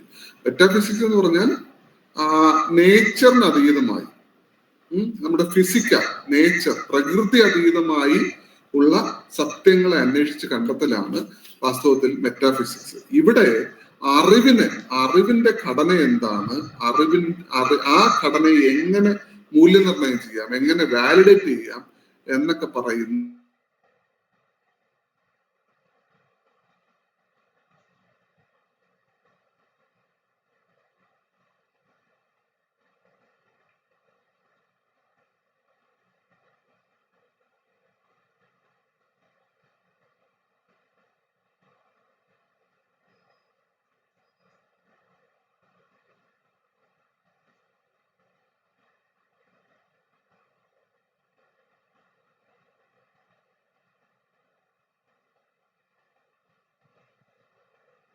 ആ ആക്സിയയുടെ അർത്ഥം വാല്യൂ എന്നാണ്. വാല്യൂ, മൂല്യം. അപ്പൊ മൂല്യത്തെ കുറിച്ചുള്ള സ്റ്റഡിയാണ് വാസ്തവത്തിൽ ആക്സിയോളജി എന്ന് പറയുന്നത്. ഈ ആക്സിയോളജിയുടെ ഭാഗമാണ് എത്തിക്സും എയ്സ്തെറ്റിക്സും. എത്തിക്സും എയ്സ്തെറ്റിക്സും ആക്സിയോളജിയുടെ ഭാഗമാണ്. ഇത് എത്തിക്സ് എന്ന് പറഞ്ഞാൽ നമ്മൾ മലയാളത്തിൽ നൈതികത എന്ന് പറയും. എത്തോസ് എന്ന് പറയുന്ന വാക്കിൽ നിന്നാണ് അത് ഉണ്ടായത്. അതിനെക്കുറിച്ച് കുറച്ചുകൂടെ വിശദമായിട്ട് പറയാം. എത്തിക്സ് എന്ന് പറയുന്നതും എയ്സ്തെറ്റിക്സ് എന്ന് പറയുന്നതും ആക്സിയോളജിയുടെ ഭാഗമാണ്. രണ്ടും വാലിഡേഷൻ ആണ്, രണ്ടും മൂല്യനിർണ്ണയമാണ് നടത്തുന്നത്, രണ്ടും മൂല്യത്തെക്കുറിച്ചാണ് സംസാരിക്കുന്നത്. പക്ഷെ എങ്ങനെ? എത്തിക്സ് എന്ന് പറയുന്നത് ആക്ഷൻ എന്താണ് എന്നാണ് പരിശോധിക്കുന്നത്. അതേസമയം എയ്സ്തെറ്റിക്സ് എന്ന് പറയുന്നത് ഒബ്ജക്റ്റിന്റെ വാല്യൂ ആണ് പരിശോധിക്കുന്നത്. ഞാൻ ഒന്നുകൂടെ പറയാം. എത്തിക്സ് എന്ന് പറയുന്നത് വാല്യൂസിന്റെ ആക്ഷൻ മുൻനിർത്തിയാണ്, ഒരു പ്രവൃത്തിയെ മുൻനിർത്തിയാണ്, ഒരു ആക്ഷനെ മുൻനിർത്തിയാണ് എത്തിക്സ് മുന്നോട്ട് പോകുന്നത് എങ്കിൽ ഒരു ഒബ്ജക്റ്റിനെ മുൻനിർത്തിയാണ് എയ്സ്തെറ്റിക്സ്, സൗന്ദര്യാത്മകത എന്ന് പറയുന്നത് ആ തരത്തിലാണ് മുന്നോട്ട് പോകുന്നത്. ഈ എത്തിക്സും എയ്സ്തെറ്റിക്സും ആക്സിയോളജിയുടെ ഭാഗം തന്നെയാണ്. ആക്സിയോളജിയുടെ ഭാഗമായിട്ടാണ് ഇത് രണ്ടും വരുന്നത്. ചിലര് ലോജിക്കിനെ ഇതിന്റെ ഭാഗമാക്കിയിട്ടുണ്ട്. പക്ഷെ അത് ഒരു ലോജിക്കലായിട്ടുള്ള ഒരു കണക്ഷൻ കിട്ടാത്തതുകൊണ്ടാണ് ഞാനതിനെ ഇതിന്റെ ഭാഗമായിട്ട് അവതരിപ്പിക്കാത്തത്. ഇത് പറഞ്ഞത് മനസ്സിലായിട്ടുണ്ടാവുമെന്ന് കരുതുന്നു. ആക്സിയോളജിക്ക് രണ്ട് ഭാഗം. ഒരു പ്രവർത്തനത്തെ, ആക്ഷനെ മുൻനിർത്തിയാണ് മൂല്യനിർണ്ണയം ചെയ്യുന്നത് എങ്കിൽ അതിന് എത്തിക്സ് അഥവാ നൈതികത എന്ന് പറയാം. ഇനി ഒരു ഒബ്ജക്റ്റിനെ മുൻനിർത്തി, ഒരു വസ്തുവിനെ മുൻനിർത്തിയാണ് മൂല്യനിർണ്ണയം ചെയ്യുന്നതെങ്കിൽ അതിന് ഗുഡ്, ബാഡ്, നല്ലതാണ്, മോശമാണ്, അല്ലെങ്കിൽ ഇത് ഇങ്ങനെയുണ്ട് എന്നൊക്കെ പറയുകയാണെങ്കിൽ അതിനെയാണ് നമ്മൾ എയ്സ്തെറ്റിക്സ് എന്ന് പറയുന്നത്. ഈ രണ്ട് അടിസ്ഥാന കാര്യങ്ങൾ മനസ്സിലാക്കി കഴിഞ്ഞാൽ ഇതിനെക്കുറിച്ചൊരു ധാരണ കിട്ടും. അപ്പോൾ നമ്മൾ എയ്സ്തെറ്റിക്സിനെ കുറിച്ച്, ഈ സൗന്ദര്യാത്മകതയെ കുറിച്ച്, സൗന്ദര്യവാദത്തെ കുറിച്ച് നമ്മൾ ഒരുപാട് വായിച്ചിട്ടുണ്ട്. മലയാളത്തിലൊക്കെ മലയാളത്തിലല്ല, ലോകത്തിലെ എല്ലാ ഭാഷകളിലും സാഹിത്യകൃതികളിൽ എയ്സ്തെറ്റിക്സ് അങ്ങേയറ്റം പോയിട്ടുണ്ട്. എയ്സ്തെറ്റിക്സിനെ കുറിച്ച് എത്ര ഉദാഹരണങ്ങൾ വേണമെങ്കിലും പറയാം. എങ്കിലും പെട്ടെന്ന് കുമാരനാശാനെ മറന്നിട്ട് നമ്മൾ എയ്സ്തെറ്റിക്സിനെ കുറിച്ച് സംസാരിച്ചു തുടങ്ങാൻ കഴിയില്ല. അത്രമേൽ മനോഹരമായിട്ട് സൗന്ദര്യാത്മകതയെ, സൗന്ദര്യ അംശത്തെ പ്രതിനിധീകരിക്കുന്ന തരത്തിലുള്ള രചന നടത്തിയിട്ടുള്ള നമ്മുടെ ഒരു എഴുത്തുകാരനാണ് കുമാരനാശാൻ. ആശാന്റെ കവിതകളിലൂടെ സഞ്ചരിച്ചാൽ സൗന്ദര്യാത്മകത മനസ്സിലാവും. ഇനി ആശാന്റെ കവിതകളിലൂടെ സഞ്ചരിച്ചിട്ട് സൗന്ദര്യാത്മകത മനസ്സിലായില്ലെങ്കിൽ പിന്നെ വേറെ ഒന്നിലൂടെ സഞ്ചരിക്കേണ്ടതില്ല. കാരണം പിന്നെ മനസ്സിലാക്കാൻ വലിയ പ്രയാസമാണ്. ഈ നൈതികതയെ കുറിച്ചാണ് പറയുന്നത്. നൈതികത എന്ന് പറയുന്നത്, വാസ്തവത്തിൽ നൈതികത എന്ന് പറയുന്നത് ഒരു പെരുമാറ്റത്തെ, എത്തോസ് എന്ന് പറയുന്ന ഒരു വാക്കിൽ നിന്നാണ് അത് ഉണ്ടായെന്ന് ഞാൻ പറഞ്ഞു. അത് പെരുമാറ്റം, സദാചാരം, ഇതുമായിട്ട് ബന്ധപ്പെട്ട് കിടക്കുന്ന ഒരു സംഗതിയാണ്. വാസ്തവത്തിൽ ഈ നൈതികതയും അല്ലെങ്കിൽ എത്തിക്സും മൊറാലിറ്റിയും തമ്മിൽ, മോറൽ എന്ന് പറയുന്ന സംഗതി പിന്നെ മൊറാലിറ്റിയും തമ്മിൽ ചെറിയൊരു ബന്ധമുണ്ട്. പക്ഷെ ഇത് രണ്ടും ഒന്നല്ല. നമ്മൾ ഈ മോറൽ പോലീസിങ്, സദാചാര പോലീസ് എന്നൊക്കെ നമ്മൾ കേട്ടിട്ടുണ്ടാവും. മോറൽ എന്ന് പറയുന്നതിന് നമ്മൾ മലയാളത്തിൽ പറയുന്നത് സദാചാരം എന്നാണ്. എത്തിക്സിനെ നമ്മൾ നൈതികത എന്നും പറയും. ഇതെങ്ങനെയാണ് ഇതിന്റെ വ്യത്യാസം എന്ന് ചോദിച്ചാൽ വളരെ എളുപ്പത്തിൽ നമുക്ക് മനസ്സിലാക്കാൻ പറ്റുന്ന തരത്തിൽ പറഞ്ഞാൽ, എത്തിക്സ് എന്ന് പറയുന്നത് സാർവലൗകികമാണ്. എന്ന് വെച്ചാൽ പിന്നെ യൂണിവേഴ്സിലെ, പ്രപഞ്ചത്തിലെ എല്ലായിടത്തും ഏറിയോ കുറഞ്ഞോ ഒരേ വാല്യൂ തന്നെയായിരിക്കും എത്തിക്സിന് ഉണ്ടാവുക. പക്ഷെ സദാചാരത്തിന് ഒരേ വാല്യൂ അല്ല, ഒരേ ഡിമാൻഡ് അല്ല ഉണ്ടാവുക. സദാചാരത്തിന് ഓരോ പ്രദേശത്തിനനുസരിച്ച്, ഓരോ സമൂഹത്തിനനുസരിച്ച്, അവിടുത്തെ സംസ്കാരത്തിനനുസരിച്ച് ഈ വാല്യൂ വ്യത്യാസപ്പെട്ടിരിക്കും. ഒരു ഉദാഹരണം പറഞ്ഞാൽ, നമ്മൾ ഈ സംസ്കാരം എന്ന് പറയുന്നത് ഒരു നോട്ടീസ് ബോർഡിൽ ഈ പിന്നെ നോട്ടീസുകളൊക്കെ വന്ന് പതിച്ചിട്ട് പോകുന്നത് പോലെയാണ് എന്നൊക്കെ നമ്മൾ പിന്നെ ചില വായനകളൊക്കെ വായിച്ചിട്ടുണ്ടാവും. ഒരു നോട്ടീസ് ബോർഡ് സങ്കല്പിക്കുക. നോട്ടീസ് ബോർഡിൽ പുതിയ പുതിയ ഇന്റിമേഷൻസ്, പുതിയ പുതിയ അറിയിപ്പുകളൊക്കെ വന്ന് ഇങ്ങനെ ഒട്ടിച്ചൊട്ടിച്ച് പോകും. അപ്പൊ പഴയ അറിയിപ്പുകളൊക്കെ അങ്ങ് ഉള്ളിൽ കിടക്കും. ഇപ്പോ ഈ അറിയിപ്പുകളുടെയൊക്കെ അടിസ്ഥാനത്തിലാണ് ഒരു പിന്നെ നൈതികത ശരിക്കും രൂപപ്പെടുന്നത്. അപ്പൊ ഒരു ഉദാഹരണം പറഞ്ഞാല്, അടിമക്കച്ചവടം നമുക്ക് പെട്ടെന്ന് എടുക്കാൻ പറ്റുന്ന ഒരു ഉദാഹരണമാണ്. ഈ അടിമക്കച്ചവടത്തെ കുറിച്ച് 2 തലമുറ മുന്നില് അടിമത്തം അല്ലെങ്കിൽ അടിമക്കച്ചവടം എന്ന് പറയുന്ന ഒരു സംഗതിയെ ഇല്ല, അത് റദ്ദാക്കി, അതിനി ഇല്ല എന്ന് പറഞ്ഞ് ഒരു നോട്ടീസ് ഒട്ടിച്ചത് കൊണ്ട് അതിനുശേഷം ഒരു 2 തലമുറയെ കഴിഞ്ഞു വരുന്നവര് ഈ അടിമത്തത്തെ കുറിച്ചോ അടിമക്കച്ചവടത്തെ കുറിച്ചോ കാര്യമായിട്ട് അങ്ങനെ ഗവേഷണം നടത്തുന്നതല്ലാതെ കാര്യമായിട്ട് അങ്ങനെ സംസാരിക്കുന്നത് പോലുമില്ല എന്നത് ഈ സംസ്കാരത്തിന്റെ, സാംസ്കാരികമായ ഒരു നടപ്പിന്റെ, നമ്മുടെ ഒരു പ്രയാണത്തിന്റെ ഭാഗമാണ്. അപ്പം അത് സ്വാഭാവികമായിട്ടും നമ്മുടെ നൈതികതയുടെയും കൂടി ഒരു ഭാഗമായി മാറിയിരിക്കുകയാണ്. അതേസമയം പിന്നെ ഈ അത്തരത്തിലുള്ള ചില ഡിസ്കോഴ്സുകൾ നമ്മൾ ഇപ്പോഴും പിന്തുടരുന്ന, ഇപ്പോഴും നമ്മൾ പിന്നെ ചില സമൂഹങ്ങളിൽ മാത്രം, ചില സമുദായങ്ങളിൽ മാത്രം പിന്തുടരുന്ന കുറെ കാര്യങ്ങളുണ്ട്. പിന്തുടരുന്ന കുറെ അവരുടെ കുറെ വാല്യൂസ് ഉണ്ട്. ആ വാല്യൂസ് നേരത്തെ പറഞ്ഞതുപോലെ അവരുടെ സദാചാരത്തിന്റെ ഭാഗമാണ്, നൈതികതയുടെ ഭാഗമായിക്കൊള്ളണമെന്നില്ല. നൈതികത എന്ന് പറയുന്നത് പൊതുസമൂഹം ഏറെ കുറഞ്ഞു അംഗീകരിച്ച ഒരു പൊതുമൂല്യത്തെ കുറിച്ചാണ്. ആ ഒരു പൊതുമൂല്യമാണ് നൈതികത. നീതിയുമായി ബന്ധപ്പെട്ട ഒരു ഡിസ്കോഴ്സാണ് അത്. അതുകൊണ്ടാണ് അത് സദാചാരത്തിൽ നിന്ന് മാറി നിൽക്കുന്ന, എന്നാൽ അത് സദാചാരത്തെ കൂടെ ഉൾക്കൊള്ളുന്നുണ്ട്. പക്ഷെ ഇത് സദാചാരം ആണ് അല്ലെങ്കിൽ സദാചാരം തന്നെയാണ് നൈതികത എന്ന് കരുതുന്നത് ശരിയല്ല. നൈതികത എന്ന് പറയുന്നത് പിന്നെ ഞാൻ നേരത്തെ പറഞ്ഞ പോലെ യൂണിവേഴ്സൽ ആയിട്ടുള്ള ഒരു മൂല്യമാണ്, ഒരു വാല്യൂ ആണ്. അപ്പോ ഇതാണ് അതിന്റെ വ്യത്യാസം. അപ്പൊ ഈ ഇത്തരത്തിലൊരു യൂണിവേഴ്സൽ വാല്യൂവിനെ നമ്മുടെ ഗവേഷണത്തിൽ, ഗവേഷണ പന്ഥാവിൽ, ഗവേഷണ വഴിയിൽ നമ്മൾ കൊണ്ടുവരിക എന്നതാണ് UGC നിഷ്കർഷിച്ചിരിക്കുന്നത്. ശരിക്കും പറഞ്ഞാൽ ഞാൻ എൻ്റെ പുസ്തകത്തിൽ ഒരു ഉദാഹരണം കൊടുത്തിട്ടുണ്ടായിരുന്നു. ഈ കേരള യൂണിവേഴ്സിറ്റിയിലെ അസിസ്റ്റന്റ് ലൈബ്രറിയനായിട്ടുള്ള സുരേഷ് കുമാർ എന്നാണ് അദ്ദേഹത്തിന്റെ പേരെന്നാണ് എൻ്റെ ഓർമ്മ. അദ്ദേഹത്തിന് PhD കിട്ടിയിട്ടുള്ളത് കേരളത്തിലെ സർവകലാശാലകളിലെ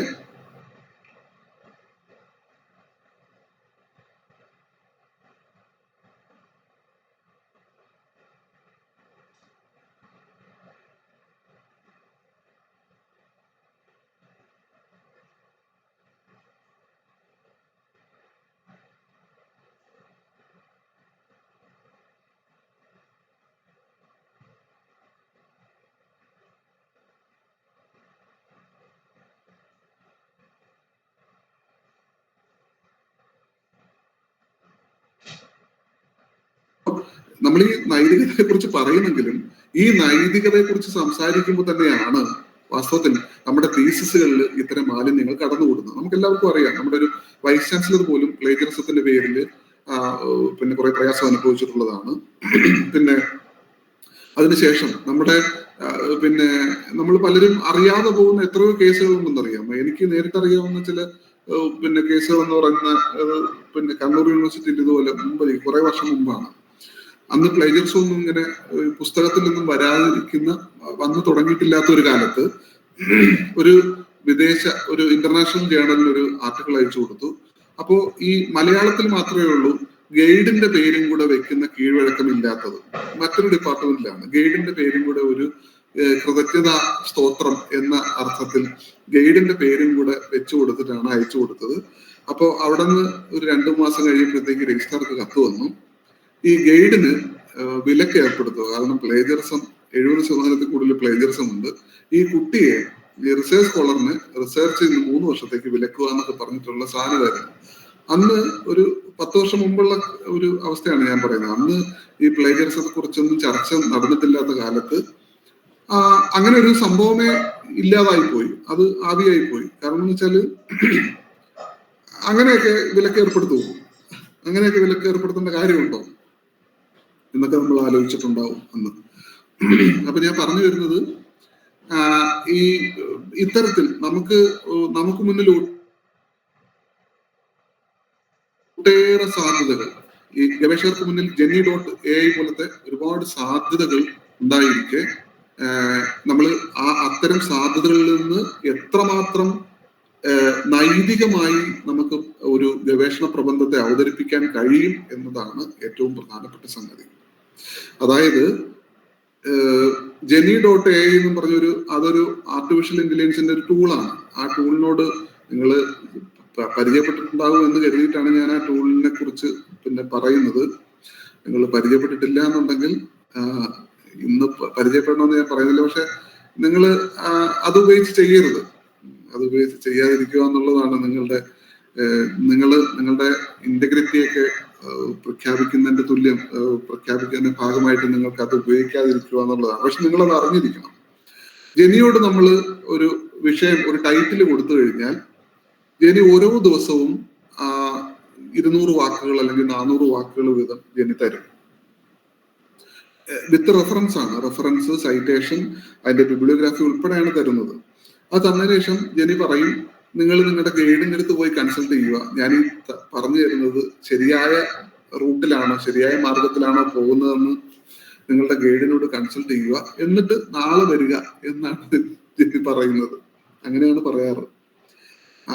അപ്പൊ അടുത്ത ദിവസം വീണ്ടും അങ്ങനെ ചെയ്യാം. ഇനി ജെനിയുടെ പ്രീമിയം വെർഷൻ എടുത്തു കഴിഞ്ഞാൽ ചിലപ്പോൾ ഒരാഴ്ച കൊണ്ടൊക്കെ, ഞാനിത് എന്റെ ഒരു കൗതുകത്തിന് വേണ്ടി ഞാനിത് ഒരു അസൈൻമെന്റ് ചെയ്യിച്ച് നോക്കിയിട്ടുണ്ട്.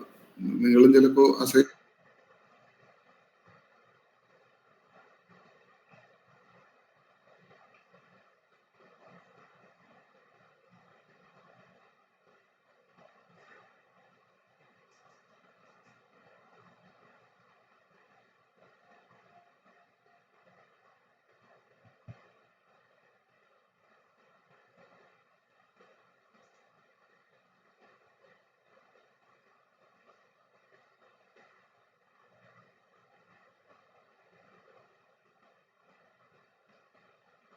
അതുകൊണ്ട് തന്നെയാണ്.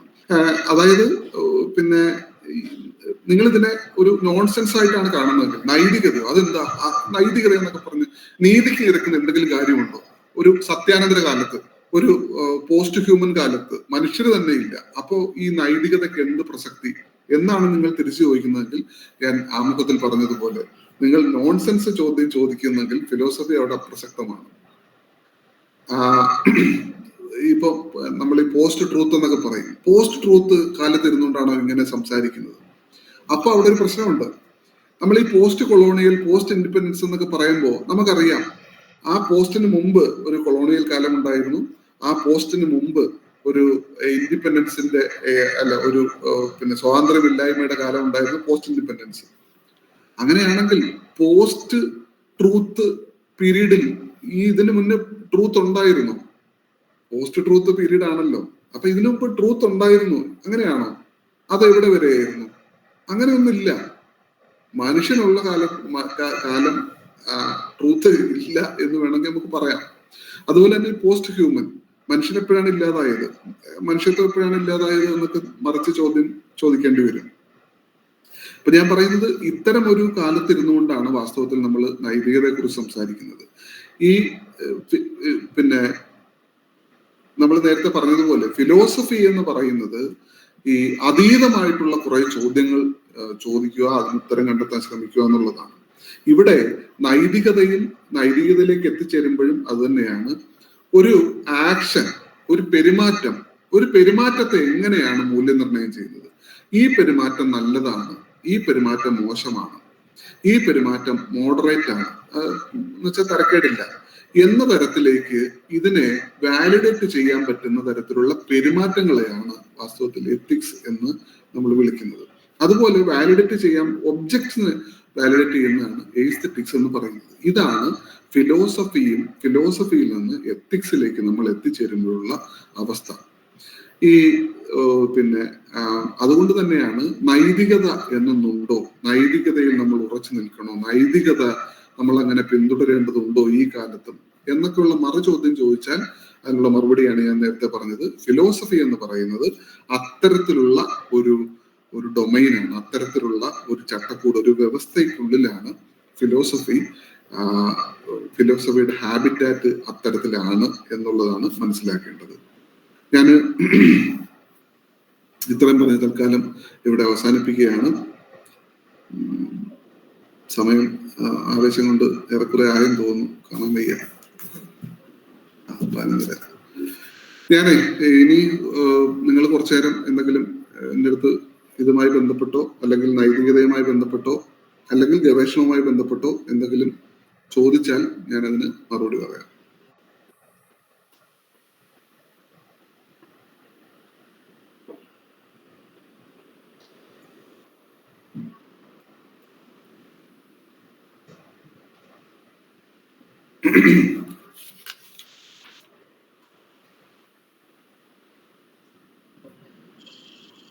Hello, good morning sir. Sir, ഈ ബ്രാഞ്ചസ് ഓഫ് ഫിലോസഫിയിൽ വരുന്നതല്ലേ ഈ 3 ഭാഗങ്ങൾ എന്ന് പറയുന്നത് സാർ പറഞ്ഞത്? അതെ. Metaphysics, epistemology, axiology. അതില് 7 ഭാഗങ്ങൾ ഉണ്ടെന്ന് ഞാനൊരു ഇതിന്ന് വായിച്ചായിരുന്നു. അപ്പൊ അത് തരംതിരിച്ചു വന്നേന് ഇത് മൊത്തമായിട്ട് വരുമ്പോഴായിരിക്കും ആ 7 ഭാഗങ്ങളായിട്ട് വരുന്നത്? അതെ, ഇതെല്ലാം കൂടി ചേർത്തിട്ടാണ് ഇത്ര. അതായത് ഇപ്പൊ നമുക്ക് നമുക്ക് എത്തിക്സിലേക്ക് എത്തിക്കാൻ വേണ്ടി ഇത് ഒരു കോമൺ ആയിട്ടുള്ള ഒരു തരംതിരിവാണ് മെറ്റാഫിസിക്സ്, എപ്പിസ്റ്റമോളജി, ആക്സിയോളജി എന്ന് പറയുന്നത്. ഇതിന് നമുക്ക് ഇനിയും വേണം ബ്രാഞ്ചുകളായിട്ട് തിരിക്കാം. പക്ഷെ നമുക്ക് ഇതിനകത്ത് ഈ ആക്സിയോളജിയിലെ എത്തിക്സിലേക്ക് മാത്രം എത്തിയാൽ മതിയല്ലോ. അതിനുവേണ്ടിയാണ് ഞാൻ ഈ ഒരു മാർഗം സ്വീകരിച്ചത്. ഞങ്ങളുടെ പേപ്പറിൽ ബ്രാഞ്ചസ് ഓഫ് ഫിലോസഫി എന്ന് പറയുന്ന ഒരു ഭാഗം വരുന്നുണ്ട്. അതിനിത്രയും മതിയാവും.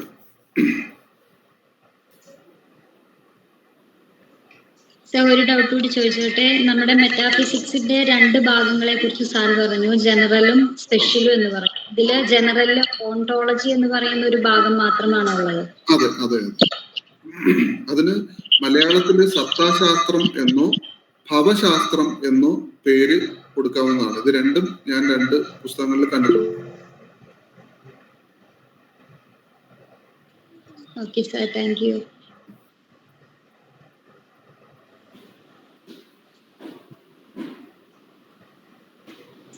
മാഷ ഒരു ക്വസ്റ്റ്യൻ എഴുതിയിട്ടുണ്ട്. നൈതികത വ്യക്തിപരമാണോ സാർവത്രികമാണോ എന്ന്? ബെന്നി ചെറിയിൽ. ഈ എഴുതിയിട്ടൊന്ന് വായിച്ചു കേൾപ്പിക്കണേ. മാഷ. ശരി.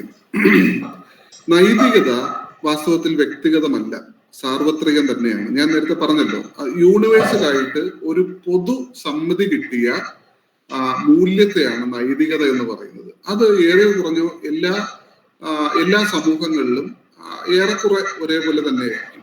അതേസമയം മോറൽ, സദാചാരം എന്ന് പറയുന്നത് ഒരു പ്രത്യേക പ്രദേശത്തെ അല്ലെങ്കിൽ ഒരു വ്യക്തിയെ കേന്ദ്രീകരിച്ചായിരിക്കും. വ്യക്തി കേന്ദ്രീകൃതമായി ഉള്ളത് സദാചാരവും സമൂഹം അതായത് ഒരു പൊതുസമൂഹത്തിന്റെ സർവസമ്മതി കിട്ടിയ സാർവത്രികമായ ഒരു സംഗതി നൈതികതയും ആയിരിക്കും.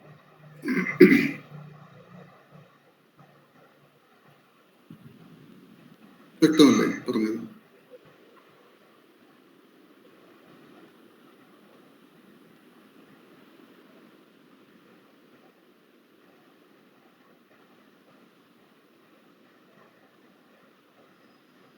ചോദ്യം ആരെങ്കിലും എഴുതിയിടുകയാണെന്നുണ്ടെങ്കിൽ ഒന്ന് വായിച്ചു തരണേ. എനിക്ക് സ്ക്രീനിൽ നോക്കാൻ ചെറിയ പ്രയാസമുണ്ട്.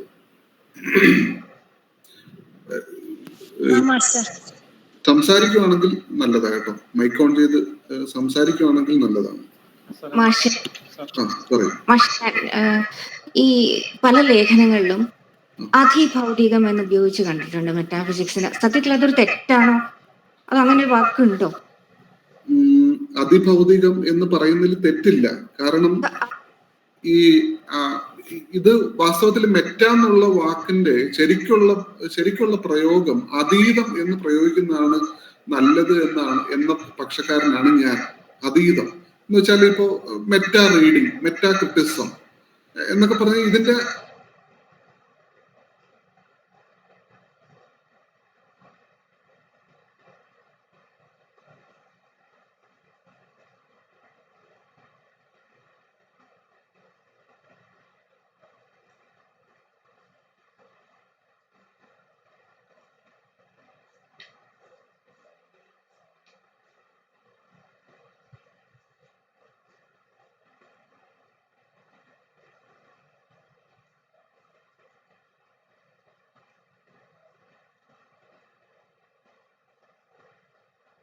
പലരുടെയും ലേഖനങ്ങളിൽ തന്നെ അങ്ങനെ. അപ്പോൾ സംശയമായി അത് എങ്ങനെയാവും?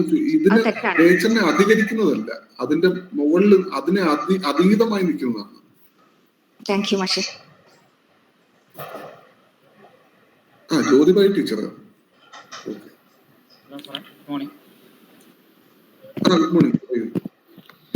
സാറേ, ഞാനാണെങ്കിൽ പല ബുക്കിലും കണ്ടിട്ടുള്ളത് ഈ ഫിലോസഫിയോട് ബന്ധപ്പെട്ട് ഓണ്ടോളജി, എപ്പിസ്റ്റമോളജി, ആക്സിയോളജി, അതിനുശേഷം മെത്തഡോളജി എന്ന് പറഞ്ഞൊരു റിലേഷനിലാണ് കണ്ടിരിക്കുന്നത്. അത് എങ്ങനെയാണ് അത് കാറ്റഗറൈസ് ചെയ്തിരിക്കുന്നത്? അതിന്റെ ഒരു രീതി എന്താണ് സാറേ? ഇതെങ്ങനെ പിന്നെ മെത്തഡോളജിയിലേക്ക് പോകുന്നു? Ontology, epistemology, axiology, then methodology, method. റിസർച്ചിന്റെ ഫിലോസഫിക്കൽ ബാക്ക്ഗ്രൗണ്ട് എന്ന് പറഞ്ഞിട്ട് പല ബുക്കിലും ഞാൻ കണ്ടതാണ്. ഇതെങ്ങനെയാണ് സാർ റിലേറ്റ് ആവുന്നത്? ഇത് ഈ പിന്നെ മെത്തഡോളജിയിലേക്ക് എത്തുന്ന വെച്ചാൽ പ്രാഗ്മാറ്റിസ്റ്റുകൾ വന്നതോടുകൂടിയാണ്. പ്രാഗ്മാറ്റിസം എന്ന് പറഞ്ഞാൽ പ്രായോഗികവാദം എന്നാണ് അതിന് പറയുന്നത്. പ്രാഗ്മാറ്റിസ്റ്റുകൾ വന്നതോടുകൂടിയാണ് മെത്തഡോളജിയിലേക്ക് എത്തുന്നത്. അതായത് നമ്മൾ ഏത് കാര്യം ചെയ്യുമ്പോഴും അതിനൊരു വ്യവസ്ഥ ഉണ്ടെന്നും ആ വ്യവസ്ഥ അനുസരിച്ച് ചെയ്താൽ മാത്രമേ ആ പ്രവൃത്തി പൂർണ്ണമാകുകയുള്ളൂ എന്ന് പറഞ്ഞിട്ടൊരു വാദമാണ് അവർ മുന്നോട്ട് വെച്ചത്. ഈ പ്രാഗ്മാറ്റിസ്റ്റുകളുടെ ഏറ്റവും പ്രധാനപ്പെട്ട ഒരു സംഗതി എന്താന്ന് വെച്ചാല് ഒരു എന്ത് കാര്യം പഠിക്കണമെന്നുണ്ടെങ്കിലും അത് പ്രയോഗിച്ച് പഠിക്കണം. ഇപ്പൊ ഈ പിന്നെ നമ്മൾ ഈ എഡ്യൂക്കേഷനുമായിട്ട് ബന്ധപ്പെട്ടൊക്കെ പറയും, പോസ്റ്റ് ഓഫീസിനെ കുറിച്ച് പഠിക്കണമെന്നുണ്ടെങ്കിൽ നിങ്ങൾ പോസ്റ്റ് ഓഫീസിൽ പോയി പഠിക്കണം, ബാങ്കിനെ കുറിച്ച് പഠിക്കണമെന്നുണ്ടെങ്കിൽ നിങ്ങൾ ബാങ്കിൽ പോയി പഠിക്കണം എന്നൊക്കെ പറയുന്നത് പോലെ ആ ഒരു മെത്തേഡിനെ അറിവായി പരിഗണിച്ചുകൊണ്ട് പഠിക്കുക എന്നുള്ള അർത്ഥത്തിലാണ് ആ ഒരു പ്രയോഗം വന്നത്. അത് എപ്പിസ്റ്റമോളജിക്ക് അല്ല, ഈ പിന്നെ പ്രാഗ്മാറ്റിസത്തിന് ശേഷമാണ്. നമ്മളിപ്പോ ഇതിനകത്ത് ഞാൻ പറഞ്ഞ കൂട്ടത്തില് സൈക്കോളജിയെ കുറിച്ച് പറഞ്ഞതുപോലെയാണ്. സൈക്കോളജി വാസ്തവത്തിൽ ഇവിടെ വരേണ്ടതല്ല, ആന്ത്രപ്പോളജിയാണ് വരേണ്ടത്. പക്ഷെ ആന്ത്രപ്പോളജി എന്ന് പറഞ്ഞാൽ അതിനകത്ത് ആശയപരമായിട്ട് ഒരു പ്രശ്നം വരും. ശരിക്കും പറഞ്ഞാല് ഈ ആദ്യകാലത്ത് ആന്ത്രപ്പോളജി എന്ന് പറയുന്നത് ആന്ത്രപ്പോളജിയിൽ പഠിച്ചുകൊണ്ടിരുന്നത് പിന്നെ സൈക്കോളജി ആയിരുന്നു. ആന്ത്രപ്പോളജി എന്നുള്ള ടേമിൽ, ആ ടെക്നിക്കൽ ടേമിൽ, ആ കീ ടേമിൽ പഠിച്ചുകൊണ്ടിരുന്നത് സൈക്കോളജി ആയിരുന്നു. അതുകൊണ്ടാണ് സൈക്കോളജി എന്നുള്ള ടേം എടുത്ത് വെച്ചിട്ട് അതിലെ ആന്ത്രപ്പോളജിയെ മാറ്റിയിട്ട് ഇത് ആന്ത്രപ്പോളജിയുടെ കാലത്തുള്ള മനസ്സിനെ കുറിച്ചുള്ള സ്റ്റഡിയാണ് എന്ന് പറഞ്ഞത്. ഇപ്പൊ നമുക്ക് അതല്ല. ഇപ്പൊ നമുക്ക് ആന്ത്രപ്പോളജി വേറെ, സൈക്കോളജി വേറെ. ഇതുപോലത്തെ ഒരു ശ്രേണി ബന്ധം ഈ മെത്തഡോളജിയിൽ വന്നിട്ടുണ്ട്. അത്തരത്തില് പുതിയ പുതിയ ശ്രേണികളിൽ പുതിയ കൂട്ടിച്ചേർക്കലുകൾ പിന്നെ വരുത്തിയിട്ടാണ് ഇതിന്റെ എണ്ണം കൂടുന്നത്. പിന്നെ പ്രധാനമായിട്ടും ഇത് 3 എണ്ണമേ ഉള്ളൂ. ഈ 3 മാർഗങ്ങളേ ഉള്ളൂ, അതിന് തർക്കമില്ല. പിന്നെ മെറ്റാഫിസിക്സ്, എപ്പിസ്റ്റമോളജി, ആക്സിയോളജി എന്ന് പറയുന്നത് ഫിലോസഫിയുടെ പ്രാഥമികമായിട്ടുള്ള മൂന്ന് തിരിവുകളാണ്. അതിനകത്ത് വ്യത്യാസം വരത്തില്ല. ഇതിനകത്ത് കൂട്ടിച്ചേർക്കലുകളിനകത്ത് വ്യത്യാസം വരും. ആ കൂട്ടിച്ചേർക്കലുകൾ ഉണ്ടാകുന്നത് ഈ വഴിക്കാണ്. അതായത് അടുത്ത ഒരു വിജ്ഞാന ശാഖ വരുമ്പോൾ അതിനെ കൂടി ഇത് ഉൾക്കൊള്ളുകയാണ്. പക്ഷെ ഇതെങ്ങനെ ഉൾക്കൊള്ളുന്നെന്ന് വെച്ചാൽ ഞാൻ പറഞ്ഞല്ലോ, ഇത് സയൻസിന് മറുപടി പറയാൻ പറ്റാത്ത ചോദ്യങ്ങൾ വരുമ്പോഴാണ് അത് ഫിലോസഫി ആവുന്നത്. പക്ഷെ പലരും കരുതി വെച്ചേക്കുന്നത് സയൻസിന്റെ മാതാവാണ് ഫിലോസഫി എന്നാണ്. പക്ഷെ സയൻസിന്റെ മാതാവാണ് ഫിലോസഫി എന്ന് ഇപ്പോ ഒരുപക്ഷെ ഫിലോസഫിക്കാർ പോലും അംഗീകരിക്കത്തില്ല. കാരണം സയൻസ് വേറെയും ഫിലോസഫി വേറെയും ആണല്ലോ, ഐഡിയോളജിക്കലെങ്കിലും.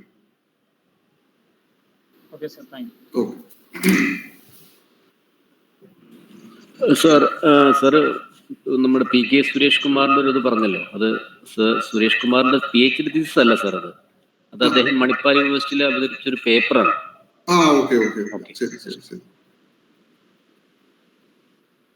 അതൊരു പത്രവാർത്ത കണ്ടിരുന്നു ഞാൻ, അതിന്റെ അടിസ്ഥാനത്തിൽ. ശരി സാർ, അത് മണിപ്പാൽ യൂണിവേഴ്സിറ്റിയിൽ അവതരിപ്പിച്ച ഒരു പേപ്പറാണ്. അദ്ദേഹത്തിന്റെ തീസിസ് മാർക്കറ്റിംഗ് ആണ്. ശരി ശരി ശരി ശരി.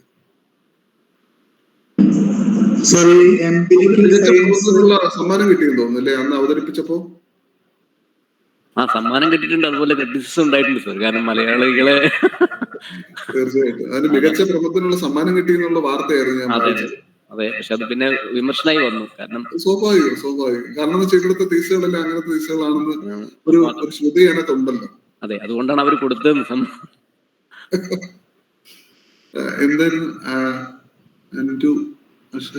ഈ എംപിരിക്കൽ സയൻസ്, സ്പെക്കുലേറ്റീവ് സയൻസ് എന്നുള്ള വിഭജനത്തില് ഫിലോസഫി സ്പെക്കുലേറ്റീവ് സയൻസില് മൊത്തം പെടുത്തേണ്ടത്.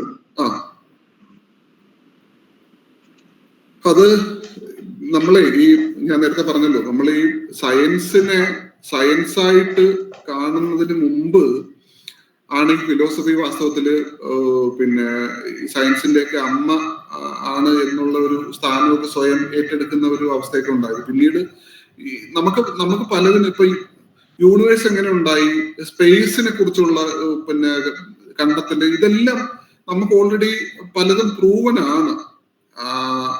അപ്പൊ അങ്ങനെ പ്രൂവൻ ആവുന്നതിന് മുമ്പുള്ള സ്പെക്കുലേഷൻസ് ആയിരുന്നു വാസ്തവത്തില് പിന്നെ ഫിലോസഫിയുടെ ഏറ്റവും പ്രധാനപ്പെട്ട ആയുധം എന്ന് പറയുന്നത്. ആ ഒരു സ്പേസ്, ആ ഒരു നിലപാട് തറയിൽ നിൽക്കുമ്പോഴാണ് വാസ്തവത്തിൽ ഫിലോസഫി അത്ര വലിയൊരു ജൈജാന്റിക് ആയിട്ടുള്ള ഒരു സ്പേസ് മൊത്തത്തില് നമ്മുടെ വിജ്ഞാനത്തിന്റെ അറിവിന്റെ മൊത്തം സ്പേസ് എടുത്തത്. പിന്നീടാണ് ശരിക്കും ഈ വിജ്ഞാനം എന്ന് പറയുന്ന ആ ഒരു പാരാവാരത്തിൽ നിന്നും അറിവിലേക്ക് ഫിലോസഫി ഒതുങ്ങുന്ന ഒരു കാഴ്ചയാണ് കണ്ടത്. ഞാൻ നേരത്തെ പറഞ്ഞല്ലോ, ഞാൻ ഒരു ഉദാഹരണം പറഞ്ഞാൽ അത് നല്ലതായിരിക്കും തോന്നുന്നു. ഈ അറിവെന്ന് പറയുന്നത് നമുക്കൊരു മാപ്പ് പോലെയാണ്, ഒരു വേൾഡ് മാപ്പ് പോലെയോ അല്ലെ ഒരു ജോഗ്രഫിക്കൽ മാപ്പ് പോലെയാണ് അറിവ്. അതിന്റെ ശരിക്കുള്ള ആ ഭൂപ്രദേശമാണ് വിജ്ഞാനം എന്ന് പറയുന്നത്. അപ്പം ഈ ഫിലോസഫി ഈ ഒരു അർത്ഥത്തിലാണ് അറിവ് മാത്രമായിട്ട് ചുരുങ്ങുകയും വിജ്ഞാനം അവിടെ വേറെ വലിയൊരു ഏരിയ ആണ്, ഒരു ഡൊമൈൻ ആണെന്ന് തിരിച്ചറിവൊക്കെ ഉണ്ടാവുകയും അത് ഓരോ പ്രത്യേക സാധനങ്ങളായിട്ട് മാറുകയും ഒക്കെ ചെയ്തത്.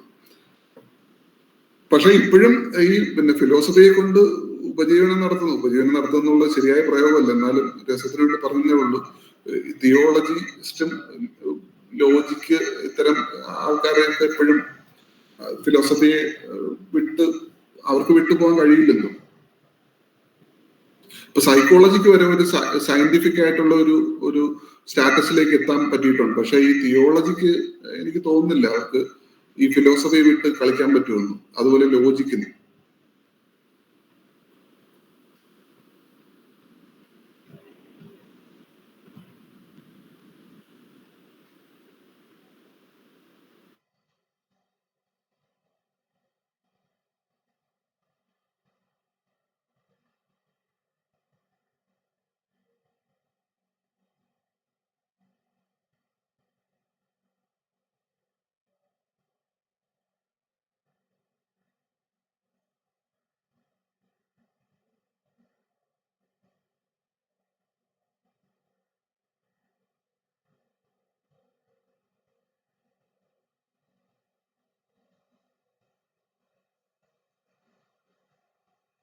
എന്റെ ഒരു പുസ്തകമുണ്ട്, അത് ഞാനിപ്പോ എങ്ങനെ നിർദ്ദേശിക്കുക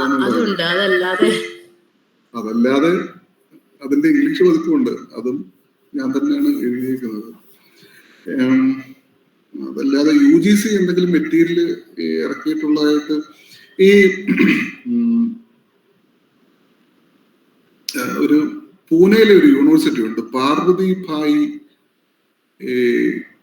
ആ യൂണിവേഴ്സിറ്റിയുടെ പേര് ഞാനിപ്പം എന്തോ പാർവതി ഭായ് പൂലെ യൂണിവേഴ്സിറ്റി എന്നാണെന്ന് തോന്നുന്നു, PPPU. സാവിത്രിഭായ് പൂലെ അല്ലേ, അതല്ലേ സാവിത്രിഭായ് പൂലെ യൂണിവേഴ്സിറ്റി. അവര് ഈ മേഖലയിൽ കുറെ പിന്നെ നോട്ട്സ് ഒക്കെ തയ്യാറാക്കിയിട്ട് അവരുടെ വെബ്സൈറ്റിൽ മുമ്പ് കൊടുത്തിട്ടുണ്ടായിരുന്നു. ഇപ്പൊ അത് അവൈലബിൾ ആണോ എന്ന് എനിക്ക് അറിയില്ല. അതിനെക്കുറിച്ച് കുറച്ച് പരാതിയും വന്നിട്ടുണ്ടായിരുന്നു, അതുകൊണ്ട് ഞാൻ അവർ മാറ്റിയിട്ടുണ്ടോന്ന് അറിയില്ല. അല്ലെങ്കിൽ ഈ പിന്നെ ഈ നമ്മുടെ ഈ വിഷയവുമായി ബന്ധപ്പെട്ട നിങ്ങളുടെ സിലബസ് ഉണ്ടല്ലോ, ആ സിലബസുമായി ബന്ധപ്പെട്ട കീട്ട് ഉപയോഗിച്ചൊന്ന് സെർച്ച് ചെയ്താൽ കിട്ടും, പിന്നെ PDF ആയിട്ടൊക്കെ കിട്ടും. പുസ്തകങ്ങളൊക്കെ അവൈലബിൾ ആണ്, ആമസോണിലൊക്കെ നോക്കിക്കഴിഞ്ഞാൽ പുസ്തകങ്ങൾ കിട്ടും. പിന്നെ ഇതിന്റെ PDF ഒക്കെ കിട്ടാൻ സാധ്യതയുണ്ട്. പിന്നെ നിങ്ങളെ ആകെ കൂടി വലയ്ക്കാൻ സാധ്യതയുള്ളതെന്ന് പറഞ്ഞാൽ ഇതിന്റെ സയന്റിഫിക് ആയിട്ടുള്ള കുറച്ച് ഏരിയ ഉണ്ട്, അത് ഈ ഹ്യൂമാനിറ്റീസുകാർക്ക് കുറച്ച് പ്രയാസമായിരിക്കും. അതുപോലെ ഈ ഓപ്പൺ ആക്സസ് ജേണലുകളെ കുറിച്ചൊക്കെ ഉള്ള സാധനങ്ങൾ, അതൊക്കെ കുറച്ച് ഒന്ന് ഓർത്തിരുന്നാൽ മതി. പിന്നെ ഈ പ്ലേജറിസം ആണ് ഇതിനകത്ത് ഏറ്റവും പ്രധാനമായിട്ട് ചോദിക്കാൻ സാധ്യതയുള്ളത്. പരീക്ഷയ്ക്കും ചോദിക്കാൻ സാധ്യതയുള്ള പ്ലേജറിസം, ഫാബ്രിക്കേഷൻ, ഫാൾസിഫിക്കേഷൻ, അതുമായി ബന്ധപ്പെട്ട ചോദ്യങ്ങൾ വരാൻ സാധ്യത കൂടുതലാണ്. പ്ലേജറിസത്തിന് കാരണങ്ങൾ, പ്ലേജറിസത്തിന്റെ പിന്നെ ഏതൊക്കെ തരം പ്ലേജറിസം ഉണ്ട്, അതിനെങ്ങനെ അതിജീവിക്കാം, അങ്ങനെയൊക്കെ പറഞ്ഞിട്ട് നിങ്ങൾ ഈ പ്ലേജറിസത്തിനെ വല്ലാതെ പേടിക്കേണ്ട കാര്യമില്ല. നിങ്ങൾ ഗ്രാമർലി ഒക്കെ ഉപയോഗിക്കുന്നുണ്ടോ? നിങ്ങളുടെ റിസർച്ച് സെന്ററിൽ ഗ്രാമർലി വാങ്ങി വെച്ചാൽ നല്ലതാണ്. അത് കുറച്ച് പൈസയാവും, ഇപ്പൊ എത്ര രൂപയെന്ന് അറിയത്തില്ല. MG യൂണിവേഴ്സിറ്റിയിൽ ഉള്ള ആരെങ്കിലും ഉണ്ട്? MGയിൽ ഗ്രാമർലി ഉണ്ട്.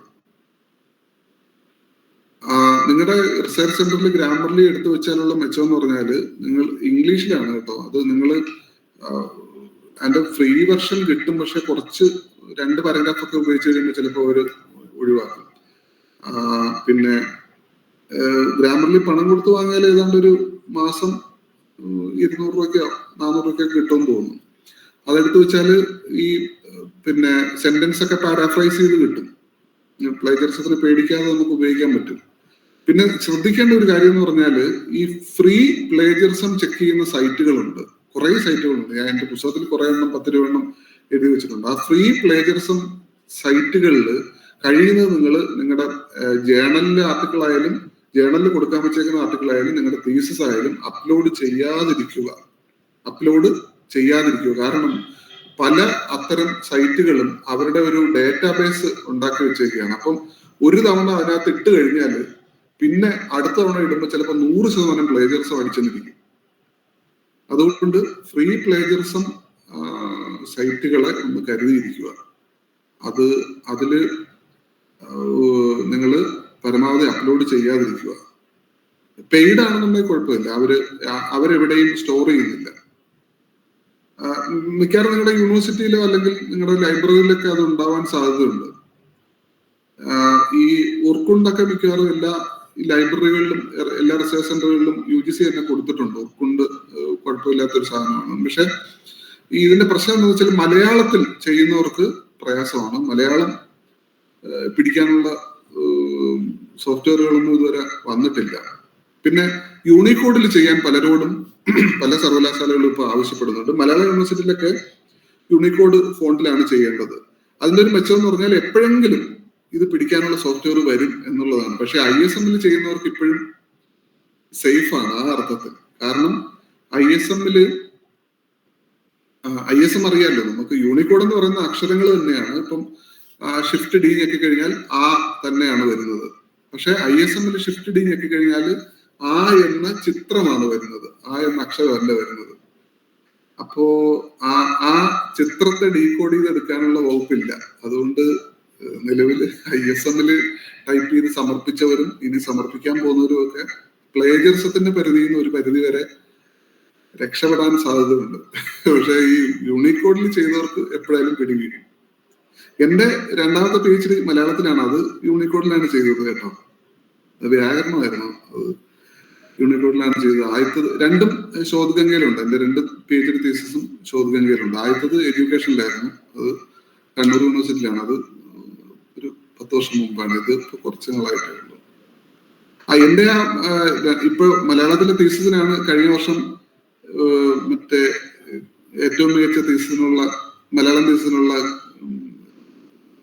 പിന്നെ ഭാഷാ ഇൻസ്റ്റിറ്റ്യൂട്ടിന്റെ അവാർഡ് കിട്ടിയത്, KM ജോർജ് അവാർഡ് കിട്ടിയത്. അപ്പൊ നിങ്ങളിപ്പോ മലയാളത്തിലാണ് ചെയ്യുന്നതെന്നുണ്ടെങ്കിൽ നിങ്ങൾ തീർച്ചയായിട്ടും KM ജോർജ് സ്മാരക ഗവേഷണ പുരസ്കാരത്തിന് വേണ്ടി പണിയെടുക്കണം. ഞാനതിനുവേണ്ടി പണിയെടുക്കുന്നില്ല. നിങ്ങൾ വേറെ ഏതെങ്കിലും ഭാഷയിൽ സയൻസിലാണ് ചെയ്യുന്നതെങ്കിൽ അതിന്റെ ഒരു മലയാളം വെർഷനും കൂടെ തയ്യാറാക്കിയാൽ ഒരു മലയാളം തീസിസിനും ഒരു സയൻസ് തീസിസിനും KM ജോർജ് അവാർഡ് എല്ലാ വർഷവും പിന്നെ ഭാഷാ ഇൻസ്റ്റിറ്റ്യൂട്ട് കൊടുക്കുന്നുണ്ട്. അപ്പൊ PhD ചെയ്യുന്നതിനോടൊപ്പം അതുപോലെ തന്നെ ഭാഷയ്ക്കൊരു ഡോളർ പുരസ്കാരം കൊടുക്കുന്നുണ്ട്. പിന്നെ പാഞ്ചജന്യം TB ശശി സ്മാരക ഗവേഷണ പുരസ്കാരം കൊടുക്കുന്നുണ്ട്. അപ്പൊ അങ്ങനെ പാഞ്ചജന്യം 25,000 രൂപയാണെന്ന് തോന്നുന്നു, ഭാഷയ്ക്കൊരു ഡോളർ 50,000 രൂപയാണ്, ഇത് KM ജോർജ് 1,00,000 രൂപയാണ്. അപ്പൊ നിങ്ങൾക്ക് PhD കഴിഞ്ഞാൽ സബ്മിറ്റ് ചെയ്താൽ നിങ്ങൾക്ക് ഇത്തരത്തിലുള്ള ചില സാധ്യതകളും കൂടി ഉണ്ട്. അതുകൊണ്ട് വെറുതെ ഒരു കുമാരനാശാന്റെ കവിതകളിലെ കൂന്ന് നോക്കണ്ട, കുറച്ച് കാര്യമായിട്ട് തന്നെ ചെയ്തുകൊള്ളുക. അത് ഇത്തരത്തിലുള്ള ചില റിസൾട്ടുകളും കൂടെ നിങ്ങൾക്ക് കിട്ടും.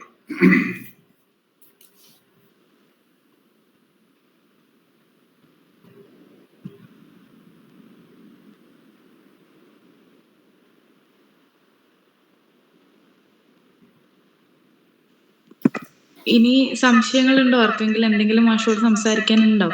ഇല്ലാന്നുണ്ടെങ്കിൽ നമുക്ക് അവസാനിപ്പിക്കാം.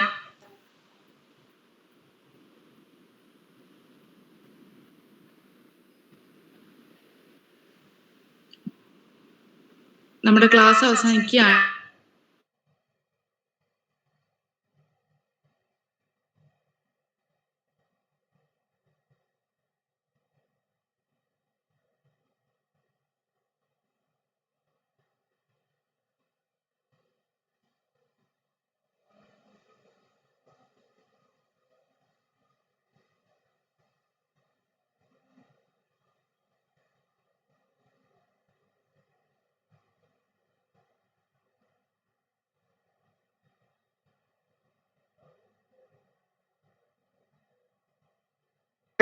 ഗവേഷകരെയും അധ്യാപകരെയും ഒക്കെ ഇത്രയധികം ക്ലാസ്സിൽ എൻഗേജ്ഡ് ആയിട്ട് ഇരിക്കാൻ പ്രേരിപ്പിച്ച സാറിന്റെ ഒരു സമീപനത്തെ ഒരിക്കൽ കൂടി നന്ദിയോടെ ഓർക്കുകയാണ്.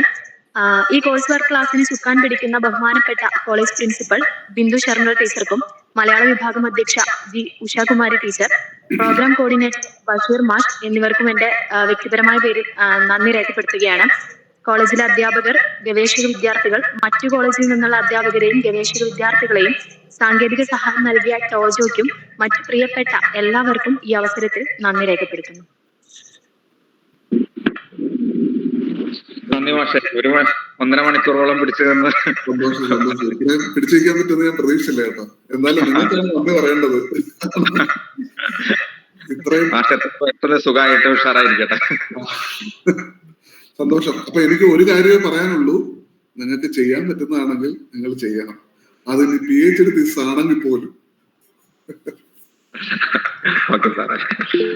സന്തോഷം സാറേ, സന്തോഷം.